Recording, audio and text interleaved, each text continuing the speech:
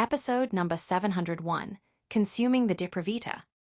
Apex's voice was solemn as he uttered those words, and it was clear the system spirit knew what he was talking about. Cain remained silent for a moment. He had faced all types of enemies in his life, including those who call themselves masters of the underworld, yet he could always make them do what he wanted by breaking their minds or playing with their greed. However, he had to admit that the one beneath his feet was different from all the others. A solemn light appeared in Cain's eyes as he gazed at the monster. He had the power to trap the Blood King alive, but if this one were to recover his full strength, it would become a hard fight, and who knows what kind of escaping technique a Depravita had. Eventually, Cain focused and began to speak with the system. System, how much Destiny Force do I have left? Destiny Force, 204.2 M. Despite spending over 250 million points of Destiny Force in the last few minutes, Cain still had a massive amount left. His feats across Gaia, turning the tables of war, saving billions of lives, forcing the Void King to escape, and finally defeating the Depravita allowed Cain's destiny to rise to incredible heights. Of course, many points were left from his saga in the Hyperion continent. Cain had always been wary about consuming his Destiny Force since no one knew when he would need a massive amount, and today was a perfect example of why that was a good idea. After ensuring his Destiny Force was enough to cover any unexpected situation, Cain sent an order to the Absolute Life Form system. Enhance the Gluttony module. Enhancing Gluttony module would cost 10M Destiny Force. Vessel still wants to do it. Now that Cain no longer used Apex as an intermediary to go around those failsafes and save time, the system returned to its natural style. Do it. The next second, Cain felt a heaviness in his soul, but it did not last long, and waves of information appeared in his mind. Gluttony module has evolved. Tools. Grand Sky Fiend Flame, capable of consuming matter, energy, and spiritual waves. 75% of all the energy and vitality consumed will be channeled into the vessel. The Grand Sky Fiend Flame can absorb 100% of the spiritual aspect of an entity by paying 1M Destiny Force. Vessel will obtain soul essence, and will essence that can be used to feed the vessel's soul force and ego wave. Increase the Grand Sky Fiend Flame's devouring speed by 10% for 24 hours in exchange for 5,000 DF. It can be stacked up to 100 times. Drives the energy, vitality, and spirit, forces the Grand Sky Fiend Flame, generates directly into the vessel's sacred organs for a week, enhancing the cultivation base in exchange for 100,000 DF. Training speed is 25% slower than if the vessel takes active control over the energy and vitality. Grand Demonic Devourer Dimension, a dimension meant to hold food for the Grand Sky Fiend Flame. It can carry anything with an energy level up to the 1 cultivation rank above peak divine ascension rank. To send living entities into it, they must be paralyzed and unable to resist. Cain could not help but feel a little disappointed seeing that the evolved Gluttony module had no tool to read the enemy's memories, meaning he would still have to rely on Gluttony's eye to obtain knowledge. However, he was pleasantly surprised to see that the module could now devour the spiritual aspect of a target. That was very useful since he no longer had a constant fuel like the Astral Blood Beast Soul Core. After finishing with the enhanced module, Cain turned to the incapacitated Depravita, who kept looking at him with loath and hatred. Since you will not talk, you can be useful as food. The Depravita's eyes widened as he heard that, and the next second, Cain's ego wave neutralized him before sending this one into the Grand Demonic Devourer dimension. Immediately once the Depravita entered it, the Grand Sky Fiend Flame flooded the monster, consuming his body, energy, and every aspect of his soul. Finally, the Blood King, the Depravita of blood, the monster that seemed immortal and undefeatable, was eliminated. His entire existence would now become food for the man he hated the most. A radiant smile appeared on Cain's face as he was able to not only defeat that monster, but also reach the highest peak of ether. However, that smile did not last long as he rose above the crater before looking into the distance. Cain saw all the Godslayer human divine ascension masters that fought with their lives on the line to give him the time for his soul force to break through. But they were not alone since 6 gods of the Inferno demon race were close to them. All those gods fought against the monster, not due to a sense of loyalty to him, but to obtain revenge for the millions of soldiers lost to that black rain. However, at the end of the day, he owed them his life. Although, Cain could not help but sigh as he tried to figure out what to do with all those gods. A good act doesn't erase a bad one, and they were the leaders of an invasion force that killed millions, yet their actions in stopping the monster saved just as much. General Cassidius felt the tense atmosphere and knew they might die, but neither he nor the rest of the gods attempted to escape.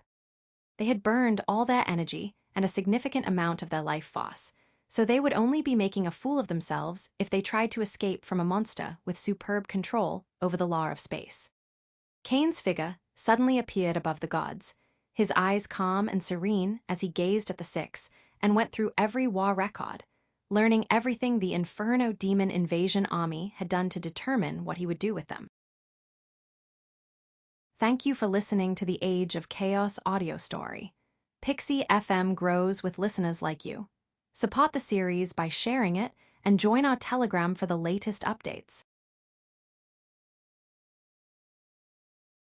Episode number 702, I Fight to Protect My Home. I will not pretend your help was not valuable because it was. Without it, I would have perished. However, I am not just one man right now, and the faith and trust of many have been placed on my shoulders, and I cannot let them down after all they sacrificed. The collapsing Lightning Duke and the rest of the Godslayer Humankind Divine Ascension Masters remained silent and did not say a word as they let Cain carry on with the verdict on those gods. Even if they fought together, that did not mean all was forgiven, not by a long shot. General Cassidius stared at Cain and softly nodded, indicating he understood the young man's words. The death that arises between two armies is something one expects of war, and every soldier on the battlefield must be ready to face that. You are the invading army, so you are in the wrong. Everybody beneath the apotheosis realm of your forces perished, which would have been enough punishment. However, the Inferno Demon Invasion Army went against the civilians in the neighboring sectors of the Zafiro sector. Billions of human civilians vanished, with not even their bodies remaining. That is something that Godslayer humankind cannot simply forget. Cain's eyes grew cold as he uttered those words, and space began to tremble as if reflecting the killing intent that arose in his heart. Shame appeared on the gods' faces as they heard those words. None of them would shy away from killing other soldiers on the battlefield, but murdering civilians was indeed disgraceful. Although that was an order of the Void King, and they did not want to carry on with it, it was clear that the Scarlet King would not accept such a pathetic excuse. According to my analysis, it was only one god responsible for those deaths, so I will take that person's life and let the rest go back to your homes. If you say that the god was already killed, then I will go through the memories of one of you to make sure. A flash of fear appeared in the eyes of the gods as they heard those words. It was clear that soul-searching would kill the target, and they knew the culprit of that crime was present. I did it. Less than a second after Cain finished speaking, an Abyssal Clan god stepped forward. Half of the man's face was destroyed, but Cain could recognize him as Zinnia, the god with whom he fought in the Golden Caw sector. The god stared at Cain without fear and with resolution. Clearly, he would not beg for mercy and was ready to die. Cain stared at the god, and his eyes narrowed as he nodded and raised his index finger. A sundering force gathered on it with the power to kill a late Divine Ascension Master. Wait, he is lying to protect me. Before Cain could act, General Cassidius stepped forward and pushed the Abyssal God behind, standing before Cain. However, Zinnia immediately tried to resist and shouted. What are you doing? I was responsible. Zinnia had just finished speaking before a freezing coldness assaulted all the gods, and they saw Cain's eyes losing all emotion. Do not test the limits of my mercy. Zinnia's entire body froze as he stared at those emotionless eyes, losing the ability to resist General Cassidius's push. After thrusting Zinnia back to the rest of the gods, General Cassidius turned to Cain and bowed. Please forgive him. He is just a fool who is trying to protect me. I acted alone in carrying out the Void King's command of exterminating the Endless Rain sector, Kukulkan sector, and Orion sector. A complicated expression appeared on the gods as they heard that. General Cassidius had taken the burden of the task alone, so they would not be sullied by it, or at least that was what they thought. However, I did not carry it on my own to spare my brothers and sisters the shame of genocide. Confusion appeared in the gods as they heard that, and they were not alone since the Titans were also intrigued. Cain's eyes narrowed, and coldness returned to them. By this point, the gods had already understood that coldness was a good thing since it meant the Scarlet King was at least open to hearing their words. It was when there was no emotion at all that it made them feel death's scythe was on their necks. General Cassidius stared at the young man before waving his hand and making a small chromatic tube appear, which he sent forward. Cain grabbed the chromatic tube, and when he sent his ego wave in, his eyes widened as he stared at the god with shock and confusion. Wise. General Cassidius stood straight, and there was a prideful light in his eyes as he stared at the Scarlet King. You say we were in the wrong since we were the invading army, and from a certain point of view you would be right. However, your entire race is a critical danger to my people. If I need to kill billions of you to ensure the safety of my kind, I will gladly swallow those sins so others don't. Yet I will never sully my honor with the blood of those who cannot defend themselves. I am a soldier. I fight to protect my home, not to kill civilians. The Scarlet King's eyes widened as he saw the determination and resolution in the eyes of the god. The man's willpower was genuinely formidable, to the point that it amazed even a master of order like him. The confusion in the eyes of the gods and titans only grew as they focused on the chromatic tube and heard the words of General Cassidius and the effect they had on the Scarlet King. For a minute, Cain just stared at the god before his eyes glowed, and a domain of blood energy emerged from him, covering General Cassidius. Thank you for listening to the Age of Chaos audio story. Pixie FM grows with listeners like you. Support the series by sharing it and join our Telegram for the latest updates. Episode number 703, Earth Tribulation, I. Cain's law of space reinforced the domain of blood energy so no one could see what happened inside. Yet they did not have to wait long as the domain vanished after 3 seconds. General Cassidius was no longer present, but there was a blood stain on the ground where the god had been standing. With that, the crimes of the Inferno Demon Invasion Army are paid. The gods' eyes widened as they heard Cain's cold voice and saw the blood from General Cassidius splashed across the ground. Although there was no corpse, that blood definitely belonged to the man, as they could feel the soul aura of this one in it. Some gods could not help but turn toward Cain with rage. Cain felt their killing intent, but did not blame them, as that was a natural response to someone who killed your friend. With your permission, Scarlet King, we will retire. God Zinnia used all his power to control his sadness and rage as he nodded toward Cain, intending to take the incapacitated apotheosis masters that could not rise from the ground and leave. Wait. However, before Zinnia could guide the rest of the gods, Cain raised his hand, stopping the man, and his energy began to rise. Just as the titans and gods were wondering what Cain would do, he raised his hand, and flames with 19 colors began to emerge. It did not take long for 71 of those flames to appear, and immediately a flash of enlightenment appeared in the eyes of Zinnia and the other gods. 71 were exactly the number of gods, divine ascension masters, and apotheosis masters that remained from the Inferno Demon Invasion Army.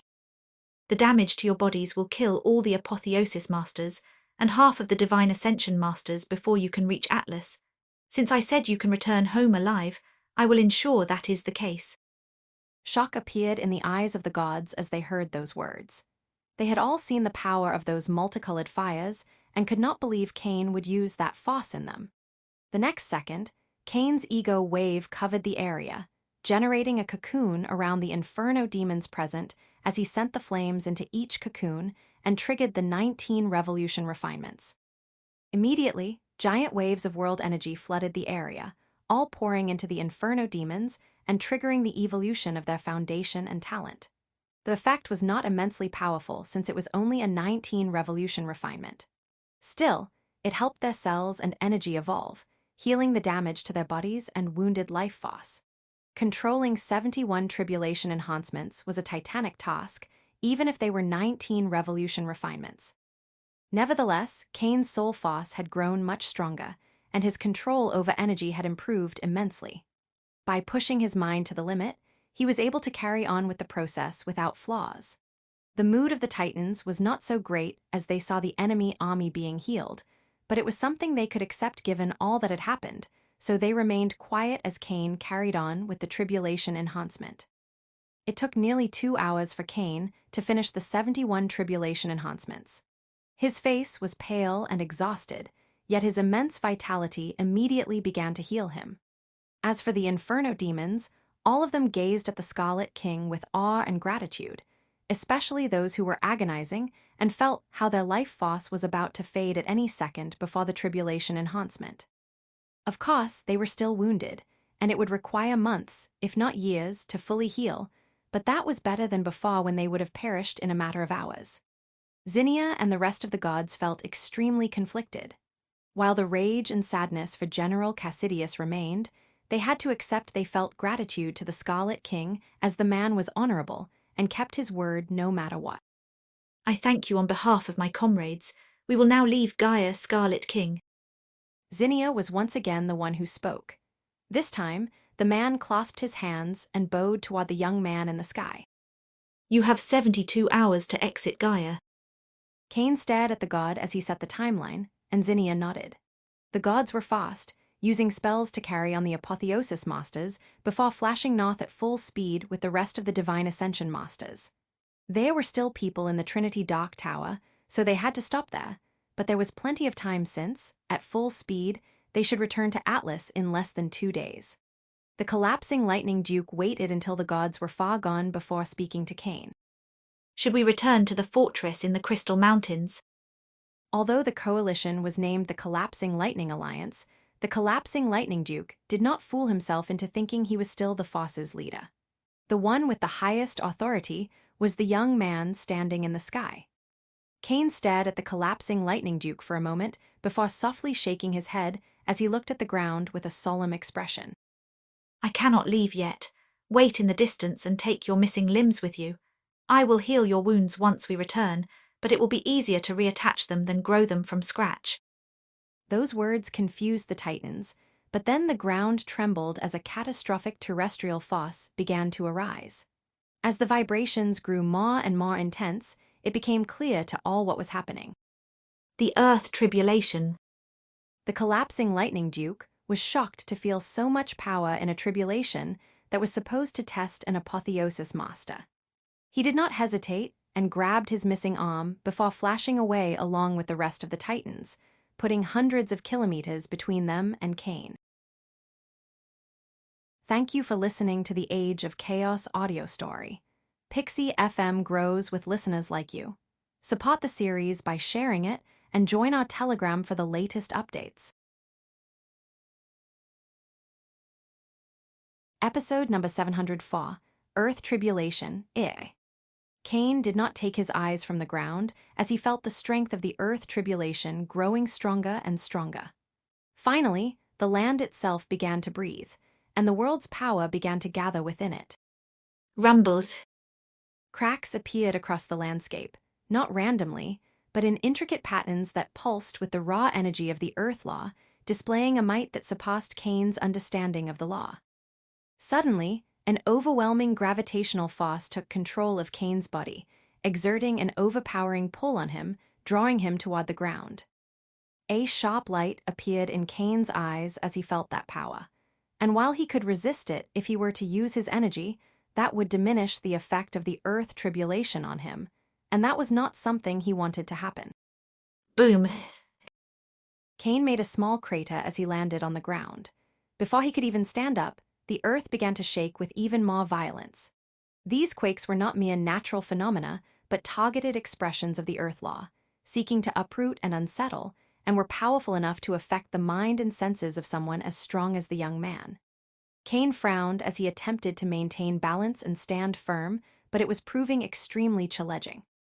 Suddenly, his eyes widened, and he immediately used all his strength to move to the side.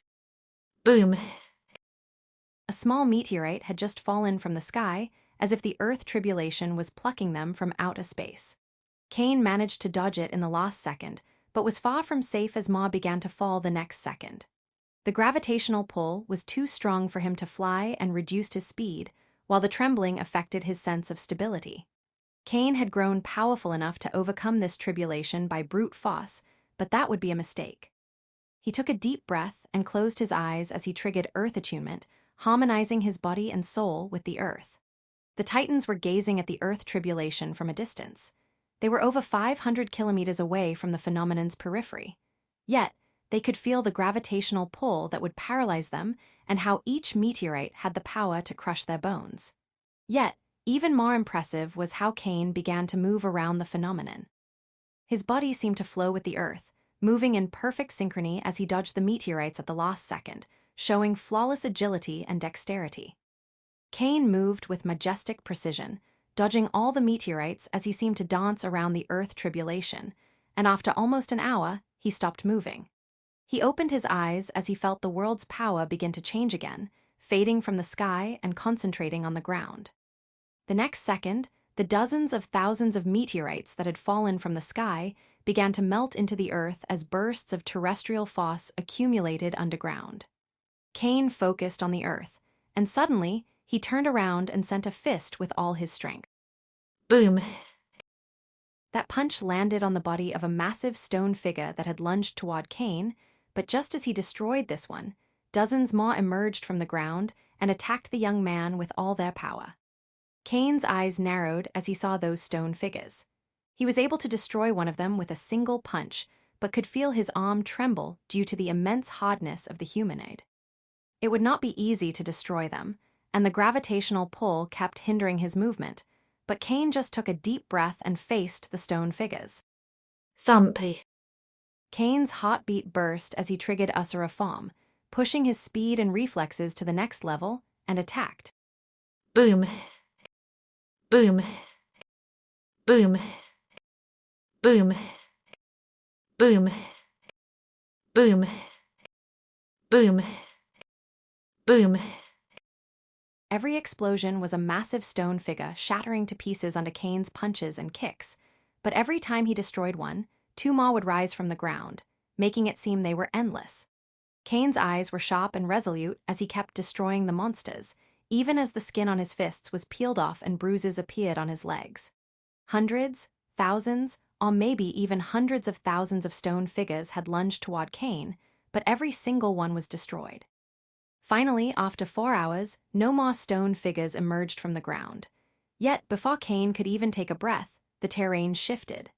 The solid ground transformed into treacherous sands that threatened to engulf Cain, and the gravitational pull became extremely powerful. Cain attempted to force his way out, but it was impossible, and in less than a second, everything but his neck had been submerged beneath the sand.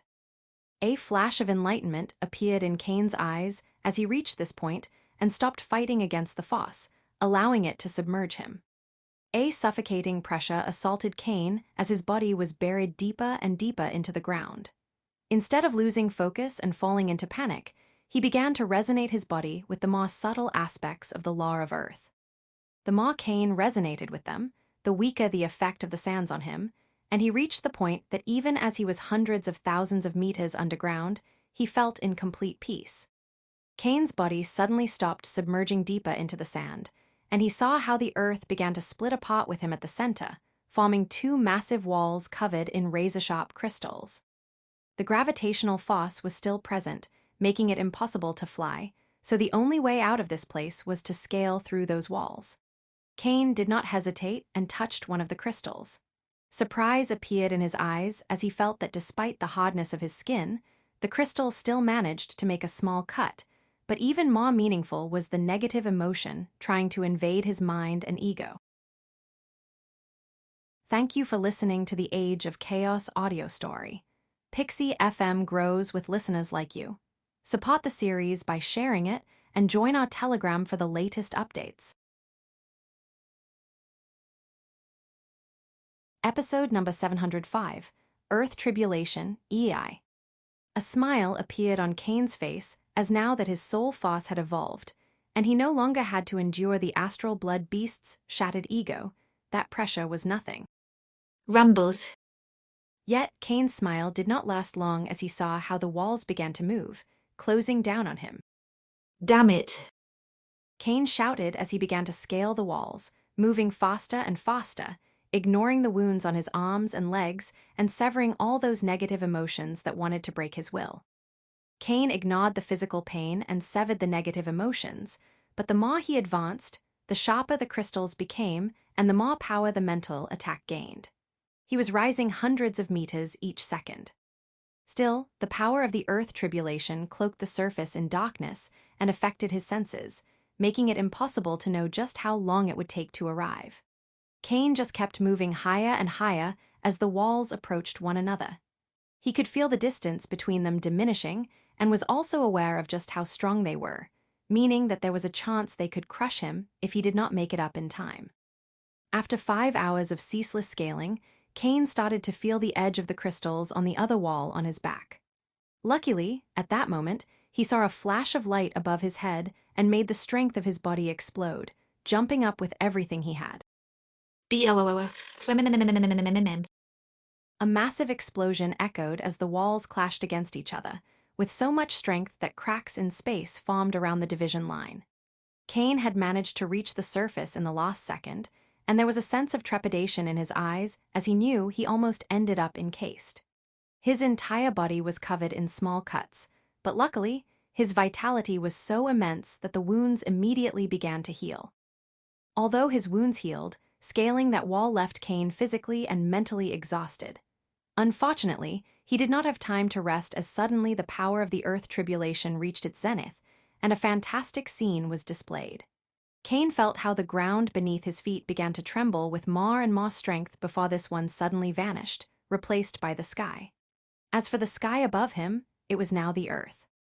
The Titans watching from a distance could barely believe what they saw as, literally, in the area affected by the Earth tribulation, the Earth and sky had switched places.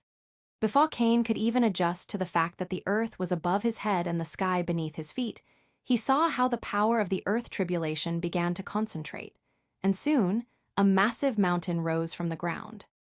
It was the most majestic mountain Cain had seen in his entire life, the epitome of the Earth law, carrying a hardness, durability, life, and adaptability that made it seem it would last hundreds of thousands of years. Cain did not have much time to appreciate the mountain as it fell the next second with the momentum of a world-ending meteorite, and its target was no other than the young man. A gravitational force sealed space before the mountain would even arrive, making it impossible to move away. Crack. As the mountain began to fall, massive cracks in space formed since ether's laws could not endure such pressure. Cain's eyes glowed with a powerful red light as he made his physical power explode to the limit. Although he did not trigger his energy, he did unleash the full might of radiance of strength and radiance of life. With a roar that mocked the explosion of his willpower, Cain began to strike toward the falling mountain. Boom. Boom. Boom. Boom. Boom. Boom. Boom. The Titans in the distance watched with pure awe and admiration how Cain was shattering the falling mountain with nothing more than his bare fists, showing a simply ridiculous amount of power. Cain kept shouting with all his strength as he punched with more and more strength, ignoring the pain he felt in his arms and how his bones, which were harder than adamantium artifacts, were cracking. He pushed Usurapham to the absolute peak, sending punches as fast as possible. As Cain felt that the mountain would not shatter fast enough and crush his body, he could not help but wish for faster speed or at least more arms. The bones in his hands were breaking and healing at the same time as Cain focused the power of his radiance of life on them and just kept punching with everything he had. Blood began to leak from Cain's eyes, ears, and mouth as the pressure of the mountain started to wreak havoc on his internal organs, but he just clenched his teeth and kept striking up no matter the damage. With a final roar, Cain sent a punch with all the power he had left, finally breaking the massive mountain in half. Cain felt he would collapse due to the overwhelming exhaustion, but did not lose focus as the sky and earth returned to their places. The next second, terrestrial forces once again exploded, but there was no danger this time as its purpose was to reward Cain for surpassing his earth tribulation. A smile appeared on Cain's bloody mouth as the power of the earth flooded every inch of his body, engraving the power of the law into his flesh and bones, but most importantly, into his essence star. The power of the law of earth healed all of Cain's wounds and reinforced his endurance and vitality even more, while improving his mastery and control over the elemental force. Cain couldn't help but smile as he felt his strength rising again. Before the earth tribulation, he was only marginally stronger than the deprivator of blood at full power. Cain could only defeat the monster so easily, since the Blood King had already burned much of his energy and used his trump cards. However, now Cain could easily surpass the monster, and would not have a problem making him run away or killing this one if the chance presented itself. Thank you for listening to the Age of Chaos audio story. Pixie FM grows with listeners like you. Support the series by sharing it and join our Telegram for the latest updates. Episode number 706, Horus Goal Eye. Cain's eyes were sharp as he controlled the 21 revolution refinement in the body of the first collapsing lightning pillar, and the true Titan's eyes were equally focused as he mobilized the gargantuan amount of world energy flooding into his body. Thanks to his enhancement in talent and energy mastery, Cain could already create 21 revolution flames and carry on with 21 revolution refinements without the help of the absolute life form system. This level of tribulation enhancement required Cain's utmost focus, and there was not a 100% chance of success either. Of course, if a mistake were to happen, Cain was ready to use the enhancement module to save the first collapsing lightning pillar's life. Luckily, there was no need, and after 4 hours, the first collapsing lightning pillar emerged from the red cocoon with a smile full of thrill on his face. Not only was all the damage to his body and vitality gone, but he also felt how his talent and foundation had greatly improved. Smiles appeared on the rest of the Divine Ascension Masters present as they saw the improvement in the first collapsing lightning pillar, and there was not a single shred of envy in their eyes. There was no reason for that type of feeling since every one of them already enjoyed that gift. Cain healed all present but one, the collapsing lightning duke. The man had already undergone a 21 revolution refinement, so another one would not make a difference. However, Cain would not let the person who was instrumental in the delay of the monster remain with such severe wounds, and the next second, he made a 22 revolution flame appear. Awe appeared in the eyes of the Divine Ascension Masters as they saw the flame, since its power was much greater than the one used on them. The next second, it flooded the collapsing lightning duke in and out, covering every inch of his body and energy pool. An expression of utter bliss appeared on the collapsing lightning duke as he felt the power of the world energy evolving his foundation and talent while healing his damage. He could barely use his reattached arms before this, but now he felt how the connections between his body and the limb were reinforced, stronger than before. The Titans could feel the might of the world energy, and there was confusion on their faces. Unlike with their tribulation enhancement, when Cain pushed himself to the limit and took hours, the process with the collapsing lightning duke was much faster and seemed effortless. It was clear that the tribulation enhancement on the collapsing lightning duke was different from the one the other Divine Ascension Masters received, but no one dared to pry into the secrets of the Scarlet King. Cain did not bother to pretend he was the one in charge of the tribulation enhancement. His power had already risen to the point that even if people knew he had a secret, they could do nothing about it. System, my current Destiny Force. Destiny Force, 219.2 M. Although Cain spent more than 20 M of Destiny Force to create the 25 Revolution Flame and perform the Tribulation Enhancement, he still had more than the last time he checked. Surviving the Earth Tribulation improved Cain's destiny, but that was not all. Saving the warriors and earning their devotion also increased the amount of Destiny Force. Helping others also improves one's destiny. After all, had not Cain earned the devotion and respect of the Titans, he would have faced the monster alone and possibly perished. After 20 minutes, the collapsing lightning duke opened his eyes, and a sharp light full of might appeared. The effect of the 22 revolution refinement significantly improved his talent to the point that he felt his domain over the Star Sovereign Divine System reached a whole new level. Cain allowed the collapsing lightning duke to lose himself in his bursting strength for a few seconds before making his aura burst, drawing everybody's attention. The Divine Ascension Masters all turned toward Cain as he sat on the throne, his eyes calm yet emitting an impressive force that made everybody nervous. Cain's eyes glowed, and the next second, a mission appeared in the AI chips of the Divine Ascension Masters. Prepare the troops. In 12 more hours, no Inferno demon should be present in Gaia. You will carry out those missions and ensure the safety of the northern sectors. You have a week. When the Divine Ascension Masters heard those words and saw the mission, they could not help but frown. It was not a problem with receiving commands, but a week was too short, and the idea of failure terrified them. The fear did not arise from receiving a punishment, but the fact that they might fall from the Scarlet King's grace. Being close to the Divine Monster had already granted them so many benefits that they would do all in their power to stay with him. The Divine Ascension Masters clenched their fists as their eyes burst with willpower. They bowed toward Cain before vanishing, leaving only 3 people behind.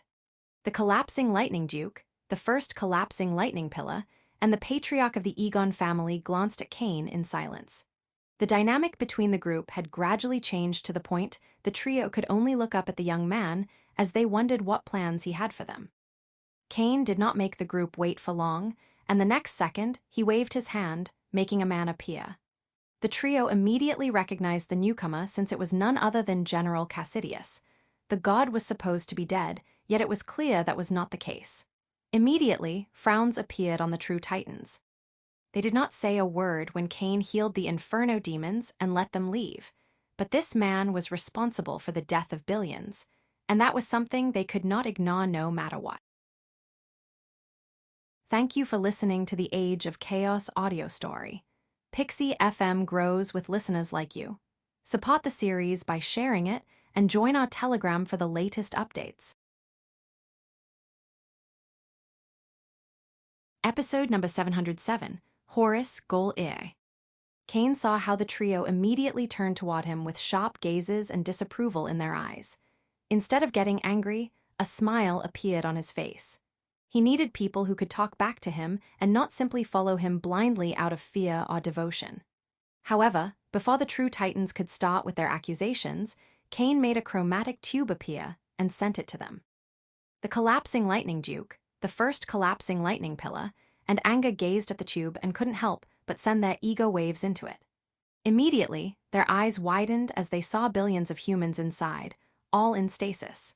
There was confusion in the eyes of the true Titans as they gazed at Cain before turning toward Cassidius. The people in the tube were the civilians that the god was supposed to have killed under the command of the Void King. Obtaining this level of treasure and then capturing billions alive must have been an extremely difficult task, and it would have been much easier to simply kill everybody. However, the trio remembered the god's words before his supposed death. I am a soldier. I fight to protect my home, not to kill civilians. The Void King was determined to kill all the people in the neighboring sectors. He would have just sent someone else if I refused, so I collected them into my family's sacred treasure. I could not release them before, as that would have revealed my treason to the Dark King. The Collapsing Lightning Duke stared at the god and clasped his hand before performing a slight bow. Even if he was an enemy, he could not help but feel respect for such a warrior who put so much emphasis on honor. However, after that, the Collapsing Lightning Duke couldn't help but frown as he stared at the god. I don't suppose you remained behind to help us against the Inferno demon Imperial army. Never, I would die before betraying my kind. Cassidius' eyes grew cold, and a flash of killing intent appeared as just those words infuriated him. The Collapsing Lightning Duke did not take offense and expected such a response from someone who put so much emphasis on honor. That was why he was so confused as to why the Scarlet King would go through this charade, making everybody think the man was dead. Luckily for the trio, Cain did not make them wait. General Cassidius will not go against his race, and I will never ask him to do anything of the sort. However, he will help us go against the true enemy, the true mastermind behind the invasion. He is the one that transformed the Blood King into that monster, and if I am correct, he is also the one who sent that demonic hand to save the Void King. The Collapsing Lightning Duke, the first Collapsing Lightning Pillar, and Anga adopted solemn expressions as they heard those words, and their eyes grew sharp. Before, everybody thought that the one behind the invasion was the organization, But by this point, it was clear they were just a piece on the chessboard, and the player had been hiding in the shadows this entire time. The seventh son of the Dark Emperor of the Inferno Demon Empire, Horus Eclipsis. Cassidius' eyes were cold as he uttered those words. He did not believe for even a second that Horus did not understand the nature of the Blood King, so it was clear that the imperial prince did not care about the safety of his people and was willing to sacrifice them. However, even if he hated the imperial prince, that would not have been enough for the god to ally with the Godslayer humankind to take this one down. However, after a small chat with Cain, everything changed. The Scarlet King could see the rage in the eyes of the true Titans, and the confusion as well, as all sorts of questions appeared in their minds. You are all wondering if Horus Eclipsis had the power to create those monsters. Why not rally the entire Inferno Demon Empire and perform a full power attack against Gaia and the Godslayer humankind? The collapsing lightning duke, the first collapsing lightning pillar, and Anga nodded. The power between both empires was balanced, but those monsters could have broken that equilibrium and granted the power to the Inferno Demon Empire to wreak havoc on Gaia. If that was the case, and Horus sought to destroy the Godslayer humankind empire, why not do it? First of all, the name of the monster that the Blood King became was Depravita. They are a race whose bodies are made of negative emotions and chaotic psychic energy, with superb talent in the concepts. Although it might be too early to say it, I think it is not easy for Horus to give birth to one of those monsters, which was why he did not send more.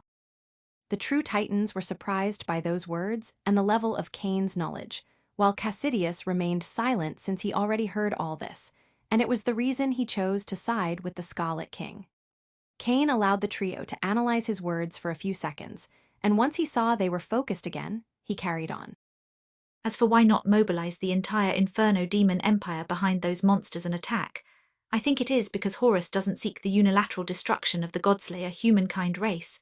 What he is after is war, and the effect this one has on people. He wishes to instigate hatred, loathing, rage, vengeance, fear, doubt, all those emotions in the hearts of the trillions of life forms in Gaia and Atlas. I bet he is also the one that sent the command to kill all civilians in the sectors around the Zafiro sector, and the Void King was just the intermediary. The collapsing lightning duke's eyes widened as he considered those words, and as he wondered why someone would do something like that, a flash of enlightenment appeared in his eyes. A world overwhelmed by those sentiments would be a perfect breeding ground for monsters born of negative emotions and corrupted physical energy. Thank you for listening to the Age of Chaos audio story. Pixie FM grows with listeners like you. Support the series by sharing it and join our Telegram for the latest updates. Episode number 708, Infiltrating Atlas. The first collapsing lightning pillar and the patriarch of the Egon family were shocked as they heard those words, and when they turned to the Scarlet King, he softly nodded. Horus Eclipsis is not on the side of the Inferno demon race. He is on the side of the Depravita race. Cain's voice was cold, and there was a flash of trepidation he could not hide as the implications of those words affected more than just two continents. The interaction with the monster was enough for the Scarlet King to understand the nature of the Depravita race, and it was clear they would not be willing to share the world. Should we report this to the Imperial Court? The first collapsing lightning pillar had not even finished his sentence when he realized how ridiculous his words were, and he shook his head with disappointment. He would have to be a fool not to understand by this point that the organization, or more accurately Horus, had people in Eden who had been blocking support to the north and left them to their luck. Other than the people in this room, no one will know. It is not a matter of trust, but sometimes knowing too much is dangerous if you don't have enough strength. Cain's eyes were sharp as he uttered those words, and the intent behind them made it clear it was not a suggestion but an order. General Cassidius, the first collapsing lightning pillar, collapsing lightning duke, and Anga all nodded as they understood the seriousness of the situation and just how much danger people would get into if they knew about it. Cain nodded as he saw the four warriors understood the type of situation they found themselves in. I doubt Horus Eclipsis will march into the Gaia continent alone. I am sure he is powerful, but if he steps into the territory of the Godslayer humankind empire, I will be able to mobilize enough forces to kill him. However, the same can be said the other way around.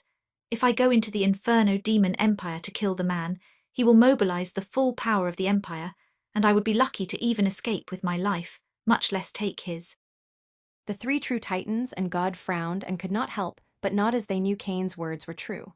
He was immensely powerful, and his mastery of the law of space and assassination skills would allow him to infiltrate the Inferno Demon Empire. However, killing Horus would be a completely different subject.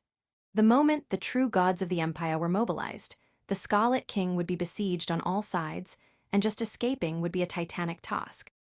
Since a direct approach will not be effective, we must adopt a more subtle approach.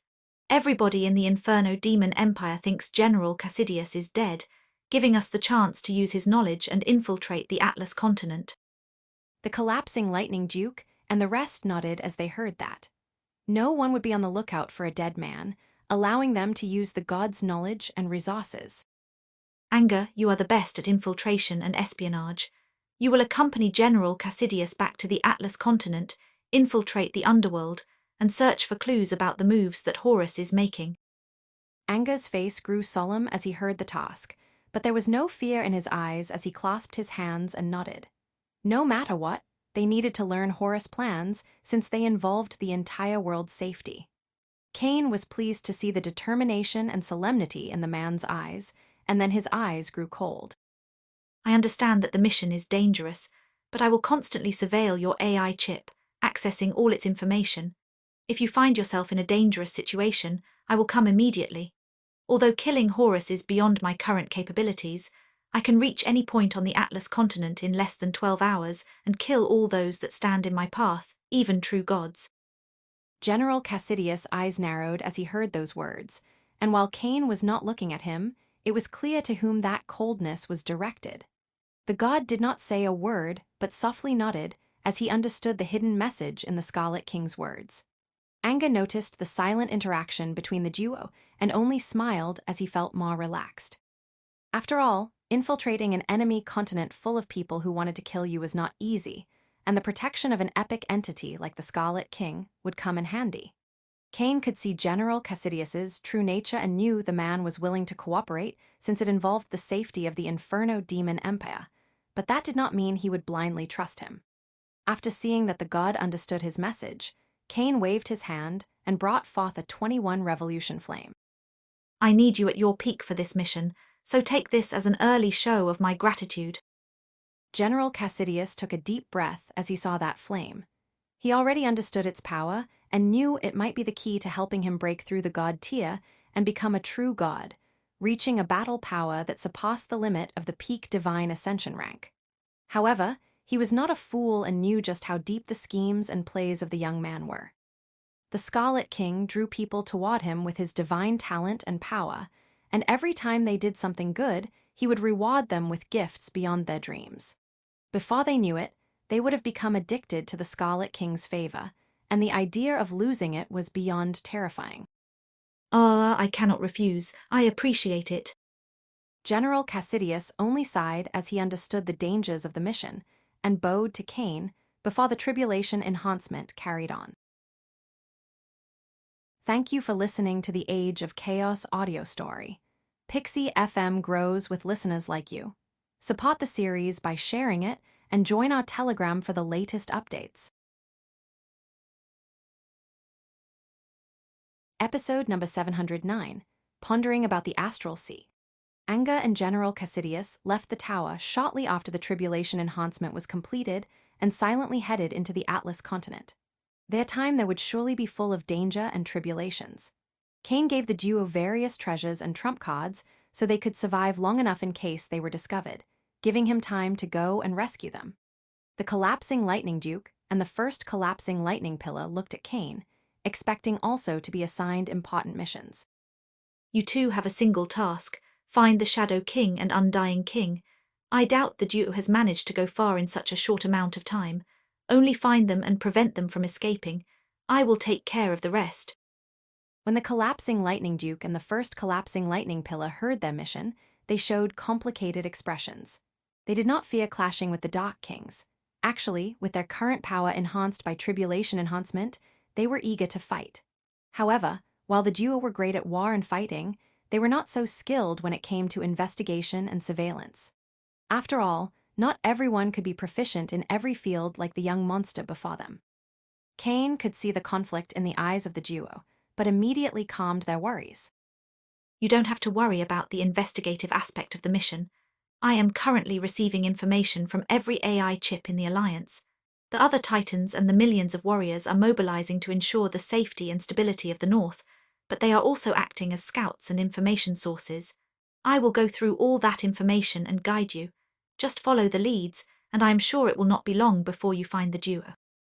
The collapsing lightning duke and the first collapsing lightning pillar were shocked to hear that Cain would go through so much information, as the computational abilities to do something like that were simply incredible. The truth was that it was nothing much since the AI chip module could do all that before Cain's soul force evolution, and now it was even faster. Go, I need to secure the safety of Gaia's North before going to the Prometheus sector. Although Cain's voice was calm and serene as he uttered those words, the collapsing lightning duke and the first collapsing lightning pillar couldn't help but feel a cold sweat running through their backs. The Scarlet King had led the force that repelled the Inferno Demon invasion army without the help of the Imperial Cot, and his power rose beyond the level of true Titans. While the Golden Emperor was strong, the collapsing Lightning Duke had sparred with the man before, and he was only slightly stronger than him. The duo was sure that if Cain asked, the Imperial Cot would grant him the title of Grand Marshal and declare him hero of the Godslayer humankind, giving him his own sector. However, since Cain was stronger than the Golden Emperor, could repel the Inferno Demon Imperial army without assistance, and had the devotion of all of Gaia's North, why would he keep pledging allegiance to the Imperial Cot? Wouldn't it be simpler just to uproot the corrupted Imperial Cot that refused to send help and take control over the Godslayer humankind empire? Not to mention, there were a lot of people in the Prometheus sector who were involved during Cain's ambush at the hands of the Azure Royal clan, so blood would surely run. The collapsing Lightning Duke and the first collapsing lightning pillar glanced at each other before a flash of disdain appeared in their eyes as they softly nodded. Then they turned toward the Scarlet King, their eyes full of decisiveness and determination. When they found each other at death's door against the invading army, it was not the Imperial Cot that came to save them, but the Scarlet King. The man had already risen to a level that stood above all other Godslayer humans, so why follow an emperor who could not protect his people when there was a king who could sunder all darkness and lead them to a bright future? Cain showed a small smile as he saw the determination in the duo and nodded, indicating them to leave. Oh, it is. Once completely alone, Cain could not help but release a long sigh as he felt the weight of all those troubles crashing on his shoulders. He no longer had to worry only about the dark races, since there were problems within his own empire. And worst of all, he was facing an enemy that liked to hide in the shadows and was capable of creating monsters whose power was like nothing Ether had seen before. He could not help but gaze at the sky, his eyes piercing through the heavens and reaching the astral sea, as he wondered with excitement about the types of worlds and planes he could find there. Although there was a long time before Cain's cultivation surpassed the divine ascension realm and Ether expelled him, that did not mean he could not leave before. A crystal wall covered the world's outer layer, stopping life forms from leaving. Yet, while durable, someone with the power of a true Titan could harm it, and after enough time, make a hole large enough to leave. There were many reasons why true gods and true Titans did not follow that path, the main ones being honor, greed, and fear. The honor factor was simple, as many wanted to protect their homes and remained due to a sense of racial duty. As for greed and fear, that was even more simple. Inside Ether, the true Titans and true gods were high-stage figures worshipped by billions, but they would lose all that once they left. Those people had no idea what type of enemy they would find in the astral sea, so most would harvest as many resources as possible and delay their exit until the last minute. Thank you for listening to the Age of Chaos audio story. Pixie FM grows with listeners like you. Support the series by sharing it and join our Telegram for the latest updates. Episode number 710, Samsara Arsenal Module I. Cain was not afraid of the astral sea, as he had already visited one of the planes that existed there during his dreams. He had already seen the dream world and was eager to visit it with his actual body since Beals was currently there. No matter what, he was determined to find the young woman and find out her true nature. As for greed, the Godslayer humankind no longer offered him any help. If anything, they had become a burden. He honestly doubted he could find more lucky chances in this world, and his talent and foundation would stagnate if he did not leave. A cultivator always needed to visit dangerous places full of treasure and lucky chances if they wanted to improve their talent and rise beyond their limits. No matter how strong Cain's foundation was, he was not impervious to stagnation. However, even as a master Vada, Cain could not simply give up on everybody and vanish into the astral sea, especially when an existential threat was growing in the Atlas continent. Too many people in the Gaia continent and Hyperion continent were important to him and to whom he had debts of gratitude, so he could not leave yet. I will take care of the threat and then decide my next step. After making a decision, Cain's eyes regained their sharpness, and he focused on the absolute life form system. Show me the AI chip module. Cain had been forced to go from one task to another during the last few days, so he had not been able to assess the modules accurately after their evolution. Displaying evolved version of the AI chip module and its tools. AI chip module. Tools. Atomic analysis. Quantum data gathering and analysis. Quantum virtual simulation. Multidimensional scan force field. Quantum hacking. The names did not surprise Cain, but he had already seen how the new tools could deploy a greater power. After that, he went to the enhancement module. Enhancement module. Tools. Refinement flame generator uses destiny force, DF, to generate refinement flames. The more revolutions, the more expensive. 1 revolution flame, 100 DF. 2 revolution flame, 200 DF. 3 revolution flame, 300 DF. 4 revolution flame, 1000 DF. 5 revolution flame, 2000 DF. 6 revolution flame, 3000 DF. 7 revolution flame, 4000 DF. 8 revolution flame, 5000 DF. 9 revolution flame, 10,000 DF. 10 revolution flame, 50,000 DF. 11 revolution flame, 60,000 DF. 12 revolution flame, 70,000 DF. 13 revolution flame, 80,000 DF. 14 revolution flame, 90,000 DF. 15 revolution flame, 100,000 DF. 16 revolution flame, 150,000 DF. 17 revolution flame, 200,000 DF. 18 revolution flame, 250,000 DF. 19 revolution flame, 300,000 DF. 20 revolution flame, 500,000 DF. 21 revolution flame, 1 MDF. 22 revolution flame, 3 MDF. 23 revolution flame, 10 MDF. 24 revolution flame, 20 MDF. 25 revolution flame, 50 MDF. Artifact Enhancer Catalyst improves the success rate of refinement on artifacts and objects to 100%. The cost depends on the type of revolution flame used. 1-3 revolution refinement, 500 destiny force.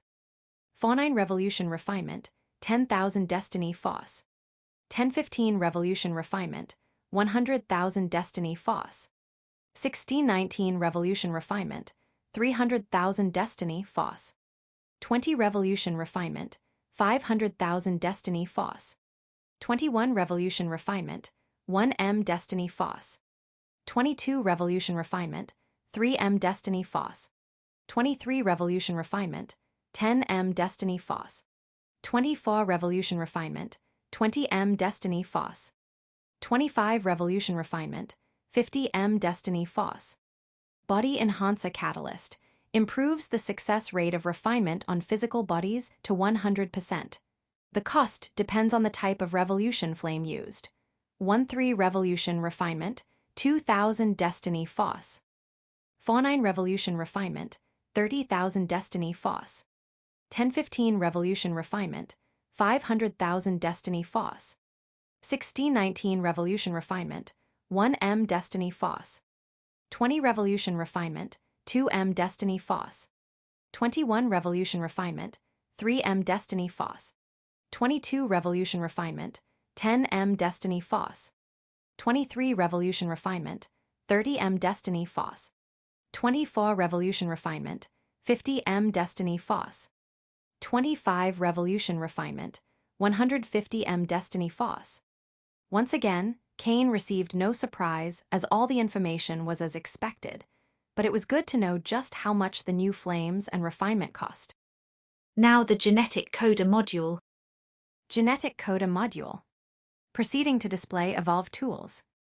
Subatomic genetic stimulation. The tool will locate and activate hidden genes, allowing you to awaken a dormant lineage. You can also increase the purity of bloodlines one tier above the divine tier. Subatomic genetic suppression. The tool will locate and suppress detrimental genes, allowing the purification and modification of a lineage. It can work on bloodlines one tier above the divine tier. Subatomic genetic enhancement. It can work on bloodlines one tier above the divine tier.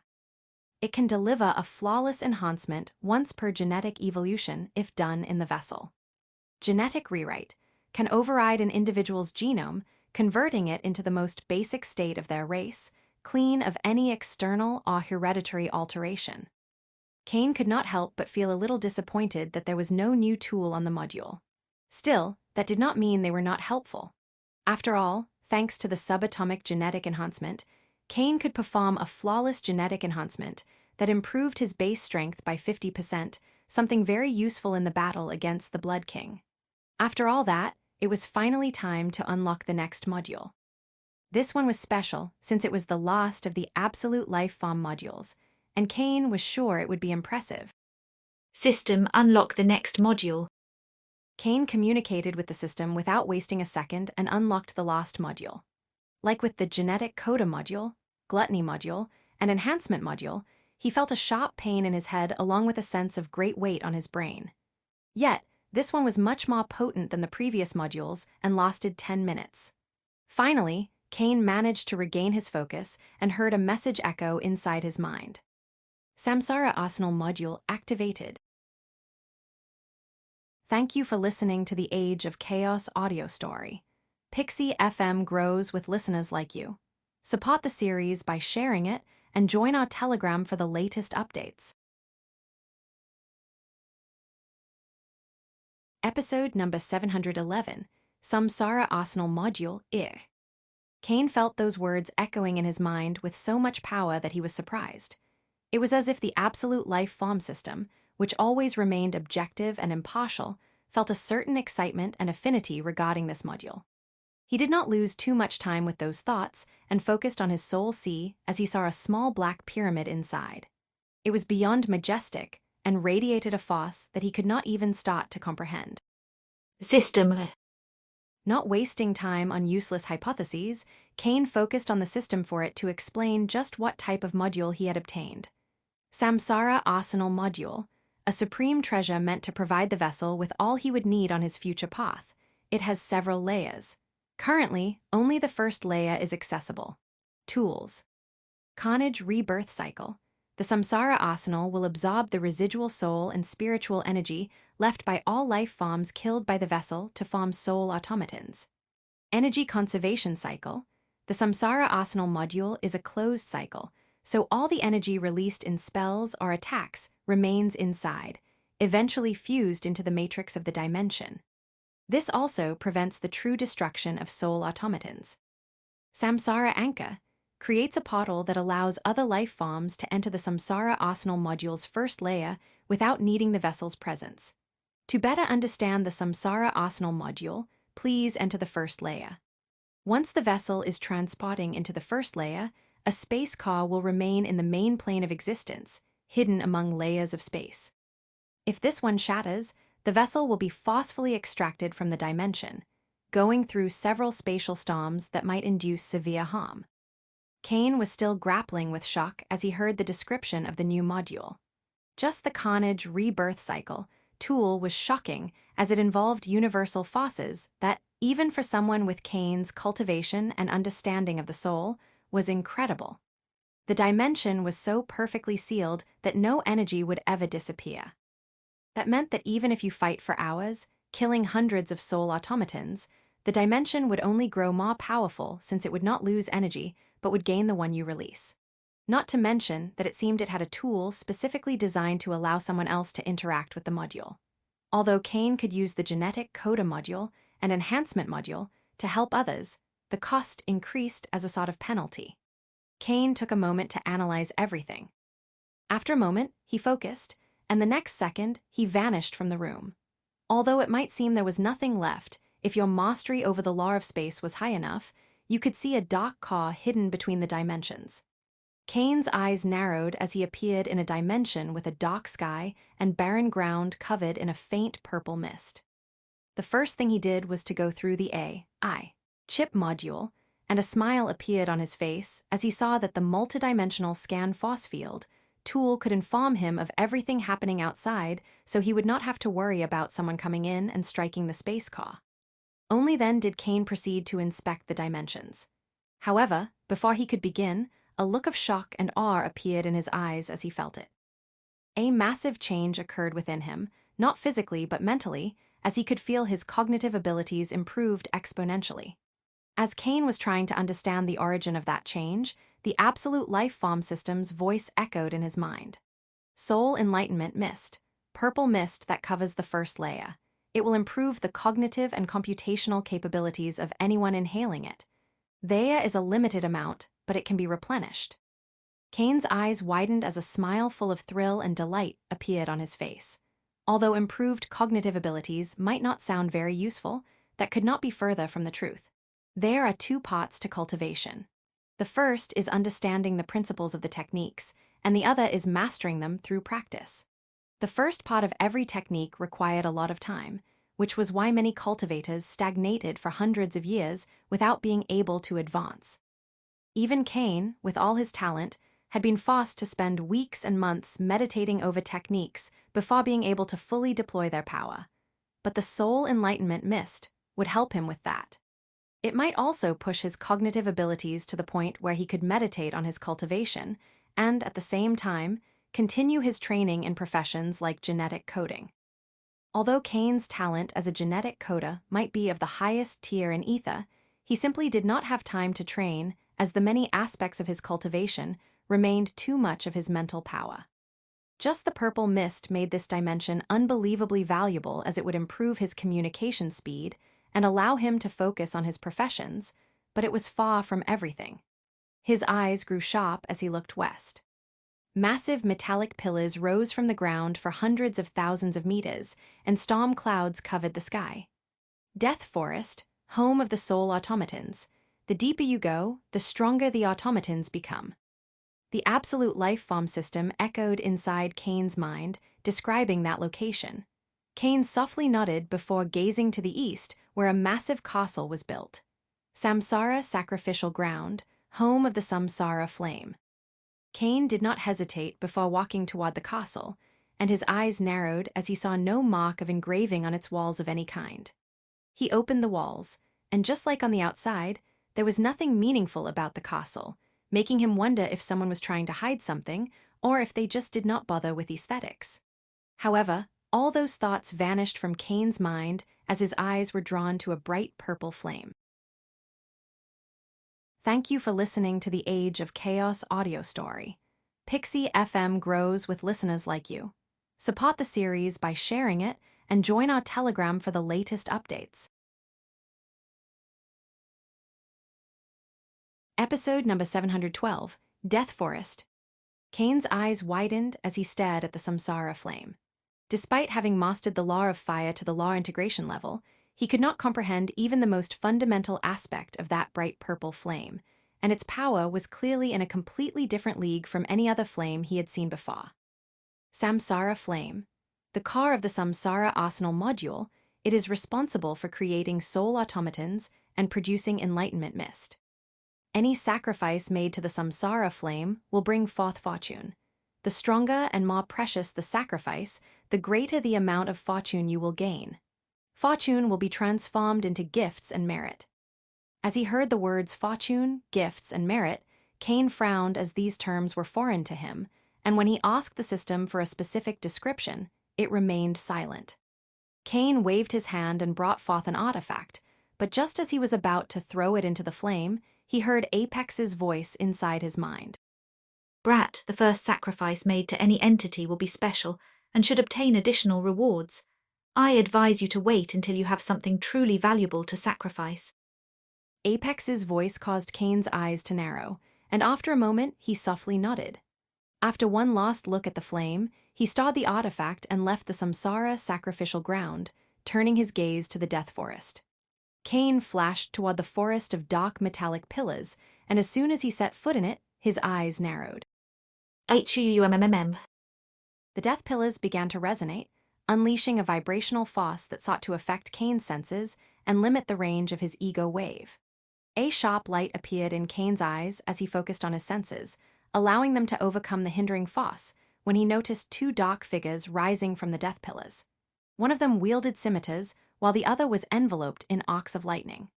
The duo showed no emotions or hesitation as they attacked Cain with murderous intent. Boom. Crack. A small explosion echoed as the lightning struck Cain's body before the scimitars did the same. However, the lightning was unable to harm his skin, and the scimitars shattered against his body.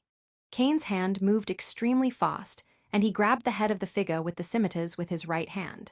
His eyes glowed with sun force as he turned to the one that cast the spells. Cain's right hand immediately shattered the head of the dark figure with the scimitars, and his sun eyes made a hole in the chest of the second. However, the beam of sun force was so intense that it pierced through the dark figure, landing on one of the dark pillars. An attack of sun eyes had the power to make a hole in the chest of late divine ascension masters, yet when they landed on the dark pillar, they immediately vanished. The death pillars seemed able to absorb any form of energy that made contact with them. A flash of surprise appeared on Cain's face as he saw that, and the shock grew the next second as he saw how the two dark figures he killed melted into a black substance, landed on the ground, and fused back into the death pillars. So these are the soul automatons. The power they unleashed was around a peak wave champion. I'm sure stronger ones will be deeper into the forest, but where did they emerge? I haven't killed anyone since awakening the module. Brat, you might have awakened the module just today. Yet that does not mean that in its sealed form, it did not devour the residual soul force and spiritual energy of those you killed. Cain's eyes widened as he heard Apex's words, and it became clear that the Samsara Arsenal module was in a different league than the other modules. He nodded to the system's spirit and walked deeper into the death forest. No more soul automatons emerged, and Cain concluded that they would not attack a target if the difference in power was simply too great, as such fights would be pointless. After nearly 3,000 kilometers, Cain felt a change as the death pillars grew larger, and the humming sound that affected his senses became stronger. Less than 5 seconds after the change, two more figures emerged from the dark pillars. This time, they were a swordsman and an archer. The swordsman was surprisingly fast, appearing behind Cain's back and thrusting the weapon toward his spine with great power.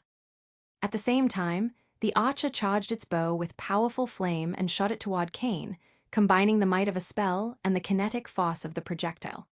Once again, Cain let the attack land point-blank on his body. He felt some heat on his face where the arrow landed and mild discomfort on his back as the sword attempted, but failed to pierce his skin. Boom. An explosion echoed as Cain turned around and kicked the head of the sword's soul automaton, destroying it. Just as he was about to destroy the archer, it melted into the dark pillar. The next second, the broken body of the sword's soul automaton melted and fused back into another death pillar. After that, no more attacks came as Cain was simply too powerful for the peak wave king soul automatons. It was not until Cain advanced 10,000 more kilometers that he once again noticed that the dark pillars grew in size and sensory deprivation power. Like before, two soul automatons emerged and lunged toward him, but even those at the peak apotheosis realm were not able to harm Cain due to the incredible durability of his flesh. Cain continued advancing, but this time, as he reached the division line, he made a slight pause and his eyes grew sharp. Past this point, I should find soul automatons with the power of late divine ascension master, meaning titans and gods. Thank you for listening to the Age of Chaos audio story. Pixie FM grows with listeners like you. Support the series by sharing it and join our Telegram for the latest updates. Episode number 713, Taking Care of the Dark Kings, I. Cain took a deep breath as he focused on the death pillars that rose for hundreds of thousands of meters and adjusted his senses to the best of his capabilities before making his astral wave and essence wave burst. Although he could kill titans and gods with a single full-power strike by this point, that didn't mean enough of them couldn't overcome his defenses, especially if his senses were affected. He took a step forward, and immediately, a fierce humming sound wave affected his senses to the point that he was blind and deaf for an instant. Pushing his other senses to the limit, and relying on his sense of touch to perceive the changes in the wind, Cain turned to the left and sent forward a punch that contained the full might of his astral wave. Boom! An explosion echoed as Cain's fist shattered the arm of the soul automaton that was sending a punch to his head.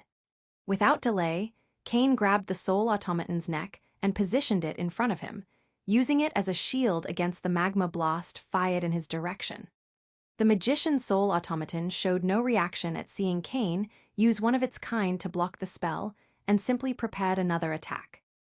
However, the following second, Cain's figure vanished, and before the automaton could do anything, a fist pierced through its back. Cain's eyes were cold as he destroyed the magician's soul automaton. The next second, both melted and returned to the dark pillar, just like all the others before them. However, the soul automatons released two thin streams of purple energy that fused into his body this time. A flash of confusion appeared in Cain's eyes as he felt the purple energy, but he didn't have time to focus on it as he perceived more soul automatons emerging from the death pillars. Coldness and killing intent appeared in Cain's eyes as he focused on the soul automatons, and he flashed toward them without hesitation. Boom! Boom! Boom! Boom! Boom! Explosions echoed inside the Death Forest as Cain fought against the Tier 4 soul automatons. The weakest had late divine ascension cultivation, but as Cain moved deeper into the forest, he found some at the peak divine ascension. After moving deep into the Death Forest, Cain encountered soul automatons with the power of true titans and true gods, which forced him to push his martial arts and energy pools to their limit. After almost 6 hours of fighting, Cain flashed back to the outer layers of the Death Forest. His face was pale, and he was beyond exhausted as the power of the Tier 4 soul automatons was genuinely formidable, not to mention they had flawless teamwork and complete disregard for the lives of their companions. Only after returning to the zone with Tier 3 soul automatons could Cain relax, and his eyes narrowed as he looked back. Those soul automatons, all their attacks are at vital points, yet they did not chase me when I escaped. While they attack with killing intent, they are also programmed not to chase after opponents who try to escape. Cain softly nodded as he understood the nature of the Death Forest and the soul automatons. It was a great battleground that helped you train against opponents who would fight like true enemies, aiming to take your life. Yet when you retreat or try to escape, they do not chase after you. As long as you don't overestimate your capabilities and do not have a suicidal wish, you will be fine. And that was not all since, other than improved martial arts, Cain obtained something else from this trip. He saw a thin, bright purple halo at the back of his right hand. After destroying 10 Tier 4 soul automatons, the bright purple energy inside him seemed to reach a breakthrough and condensed into a thin halo. The more soul automatons Cain destroyed, the thicker the halo became, but he did not have an idea of its purpose, and neither the system nor Apex explained it to him. A smile appeared on Cain's face as he regained his breath and healed his wounds. Even if he did not consider that strange energy, the Death Forest was extremely beneficial for him. Although his martial arts were great, as his body grew stronger and stronger, they started to fall behind, and he could not deploy his full might. However, these hours of non-stop fighting against powerful soul automatons helped him in that aspect. There were plenty of wounds on Cain's body, but none were too deep. His body was immensely resilient, thanks to the Cosmic Tyrant framework and his primordial path training. Just as Cain was trying to decide his next step, his eyes narrowed since he received a message from one of the great generals. He focused, and the next second, he was expelled from the Samsara Arsenal module's first layer, appearing on the highest level of the Titan Tower. Come. When Cain uttered that word, two figures appeared in the room. They were Sector Duke Hollan and Bloodless One. Cain's eyes narrowed as he focused on Bloodless One and felt the man's cultivation base had advanced to the late Divine Ascension rank. Bloodless One did not participate in the fight against the Blood King, but that was not out of fear. After all, that word did not exist in the vocabulary of the new leader of the Blood Sea. It was Cain who commanded this one to remain behind to protect the Golden Car sector, as it would be irresponsible to leave the Titan's tower unprotected. However, Cain's focus soon turned to the figure trapped in chains between the duo, since it was no other than the Soul King. The Dark King's brain waves were chaotic, and he was in a deep, comatose state, yet Hollan and Bloodless One would not take chances with such a scheming figure and used a powerful artifact to neutralize him. Thank you for listening to the Age of Chaos audio story. Pixie FM grows with listeners like you. Support the series by sharing it and join our Telegram for the latest updates. Episode number 714, Taking Care of the Dark Kings, Cain looked at the duo, and Sector Duke Hollan immediately explained the circumstances behind the capture of the Soul King. We found him in the Trinity Dark Towers in the Zafiro sector, my lord. The Inferno demon gods took all their people, resources, and core pieces of the god towers, but left everything else behind, including this man. Oh, so they did that. Cain nodded as he understood that Zinnia and the other gods likely wanted to lessen their debt to him, so they left the Soul King for him to do what he pleased with the Dark King. Of course, it also counted that the gods hated the organization to the bone by this point and would be happy to see them wounded. With a wave of his hand, Cain removed the chains and brought the unconscious Soul King toward him. His eyes began to glow the next second, and his essence wave formed a barrier around the Soul King's brain. Cain was using Mind Cage, a spell that actually belonged to the Soul King. It generates a force field around the target's brain, severing the connection between the mind and body, completely paralyzing this one. Although Cain doubted the Soul King could wake up from his coma, it was better to make sure. Sector Duke Hollan and Bloodless One could sense the soul invasion spell Cain was using, and their awe toward the man only increased as it seemed there was not a single aspect of cultivation this one did not dominate. Just as Cain finished with the Soul King, his eyes narrowed and glowed with killing intent. Good job, continue with your missions. Hollan and Bloodless One just heard that before Cain vanished. The duo then felt his presence outside the Titan Tower, just for this one to vanish again, appearing hundreds of kilometers away. In less than a second, the Scarlet King disappeared from the perception of the two Titans, showing a speed that not even true Titans and true gods could match. The Shadow King and Undying King flashed at full speed, heading to the Shaw. The duo was currently in the Endless Rain sector, and their goal was the Endless Ocean. After flying away from the battlefield, fearing becoming prey to the monstrous Blood King, the duo hid in the Endless Rain sector. After seeing the monster's power, the Dark Kings were sure it would be the end for the collapsing Lightning Alliance, so they wanted to wait for new orders from the Void King. Unfortunately for the Shadow King and Undying King, not only did the monster perish, but the Scarlet King's power rose to simply outrageous levels, and they were afraid to show their faces. Regrouping with the gods was impossible, as they were sure the Inferno demons hated them to the bones after they ran away and left them to their luck.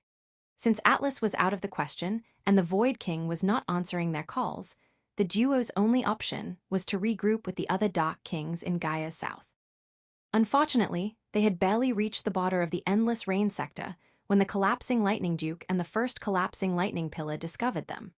Although the true Titans did their best to hide their presence, the Shadow King, a master in espionage and assassination, quickly discovered their presence. A battle soon ensued as the Collapsing Lightning Pillar and the first Collapsing Lightning Pillar against the two Dark Kings, generating massive explosions that shattered space. The last time the Shadow King and Undying King faced the duo, their battle power was around the same, but now they were completely suppressed, and their only path forward was to run away. The Collapsing Lightning Duke and first Collapsing Lightning Pillar were very fast, but the Dark Kings used all kinds of trump cards to improve their speed and hide their presence. A sharp light appeared in the Shadow King and Undying King as they saw the endless ocean in the distance. Once inside, they could use the current and chaotic state of the waters to hide their presence completely and vanish from the duo's radar before returning to Gaia on a distant shore. Yet, just as their goal was in sight, the Dark Kings frowned as they felt the collapsing Lightning Duke and the first collapsing lightning pillar stop chasing them. Although it was good, the duo could not help but feel something was wrong. Rumbled. The next second, a powerful aura appeared, making the sky tremble and the earth crack. The Dark Kings looked to the origin of that power and saw a young man with white hair looking at them with two yellow, emotionless eyes. Kane's energy pools exploded, each with might equal to a true titan, and if that was not enough, the natural energy flooded within his body, pushing his physical might and spells to the next level. The Shadow King and Undying King could feel space hardening around them, and the pressure emanating from the Scarlet King only increased as the elemental laws began to target them as well. A sharp light appeared in the Shadow King's eyes as he clasped his hand, making his energy explode before transforming into 10 clones that flashed in different directions, each fusing into the shadows and vanishing from sight. Shock and rage appeared in the Undying King as he saw how the Shadow King did not hesitate before using a trump card and escaping, leaving him to his luck. Kane only shook his head as he saw that. If the two Dark Kings had stuck together and fought him with all they had, this would have been a fight, a short one, but a fight nonetheless. However, their energy pools were low after all this running, and now that they separated, their fate was sealed. The Undying King was still processing the shock when his entire body trembled. Two red eyes focused on him, making him feel like an ant. Thank you for listening to the Age of Chaos audio story. Pixie FM grows with listeners like you. Support the series by sharing it and join our Telegram for the latest updates. Episode number 715, Taking Care of Dark Kings, EI. The Undying King's soul burst with willpower, allowing him to overcome the crippling fear from those red eyes, and the next second, he clasped his hand, transforming into a poisonous death miasma that flashed into the distance. The collapsing Lightning Duke and first collapsing Lightning Pillar adopted solemn expressions as they felt the corrosive power in that poisonous vapor, and they would not dare to approach it without preparation. Yet Kane immediately flashed and appeared above the miasma before sending a palm strike forward. That attack spread its destructive power through the fabric of space, encompassing the entire miasma, disintegrating it, and forcing the Undying King to return to his corporeal form. The Undying King coughed mouthfuls of blood as his body crashed into the ground. Despite the massive damage to his internal organs, he did not stop, making a hole in the ground and disappearing beneath the earth. Kane saw how the man tried to use the earth to escape and only shook his head before turning his eyes to his right hand. The interaction with the poisonous miasma lasted less than a second, yet the flesh turned necrotic, and there was even nerve damage. However, that crippling wound vanished under the might of the radiance of life in an instant before he flashed into the ground. Unlike the Undying King, who had to excavate through the earth, Kane's body seemed to fuse with it, as if there was no barrier between his flesh and blood and the ground. Boom. Boom. Boom. Explosions echoed beneath the ground, causing massive earthquakes, but this did not last long as two figures emerged the next second. Kane's eyes were cold as he held the Undying King by the neck, his entire body bursting with power as he sent his energy into the enemy's meridians to neutralize this one. The Undying King's eyes showed terror as he felt the Scarlet King's essence wave and ego wave flowing into his body, using the power of the space law to seal him from the inside out. However, that terror then turned into determination as the man's energy entered into override, and his entire body began to glow. The collapsing Lightning Duke and the first collapsing Lightning Pillar's eyes widened as they saw the Undying King self-destruct, unleashing an explosion of dark necrotic energy charged with the power of the Law of Death. As they pulled back, the duo immediately made their wave cloaks burst with power to defend themselves. Worry appeared in the eyes of the true Titans as they saw that explosion. Yet they immediately relaxed as they witnessed the Scarlet King rising above the blast the next second with minor injuries on his body. So that is the end of the Undying King. The collapsing Lightning Duke couldn't help but utter those words as he saw the massive self-destruction.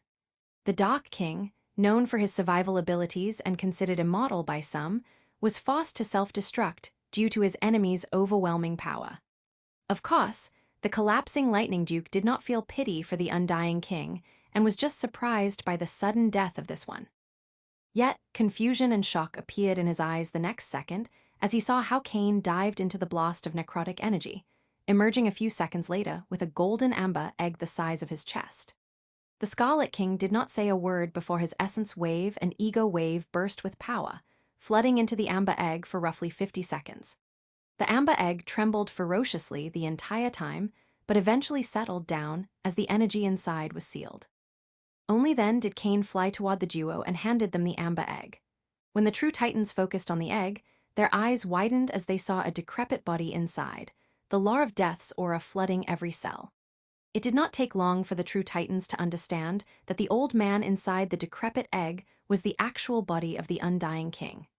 That massive, bulging body that seemed to recover from any damage, no matter how severe, must have been a battle puppet. However, that only increased the awe in the eyes of the collapsing Lightning Duke and the first collapsing lightning pillar, as it became clear that the Undying King's true gift was puppeteering. In that aspect, the Dark King was beyond any other cultivator in Ether. Regardless of the Undying King's true nature, the Duke soon began to smile since one of the Dark Kings that had terrorized Ether for thousands of years was captured, but the Shadow King was still free. The collapsing Lightning Duke and the first collapsing lightning pillar did not say a word as they saw how Cain concentrated. Soon, a massive amount of solar spatial force began to concentrate in his right arm, only for this one to vanish the next second. The true Titans heard an explosion followed by a cry of pain. They turned their eyes to the right and saw Cain appear nearly 500 kilometers away, his fist blasting the back of the Shadow King. The Shadow King's eyes widened with pain and shock as he puked a mouthful of blood. He could not understand how the Scarlet King figured out his location so quickly, and that blast caught him off guard, shattering his spine. Before the Shadow King could do anything else, Cain struck the head of this one with both palms, sending vibration waves that generated massive brain trauma. The Shadow King's damage was so immense that his shadow cloak vanished, revealing his true appearance. What appeared after the cloak vanished was not a man, but a beautiful woman with a striking figure. The fact that the Shadow King was not a man, but a woman made no difference to Cain, and he carried on, striking the woman's spine once more, ensuring it was destroyed, before sealing her energy pathways and knocking her out. Thank you for listening to the Age of Chaos audio story. Pixie FM grows with listeners like you.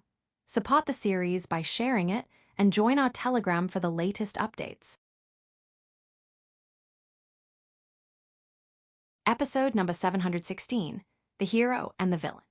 Once it was all done, Cain released a deep sigh as he felt a sense of exhaustion assault him.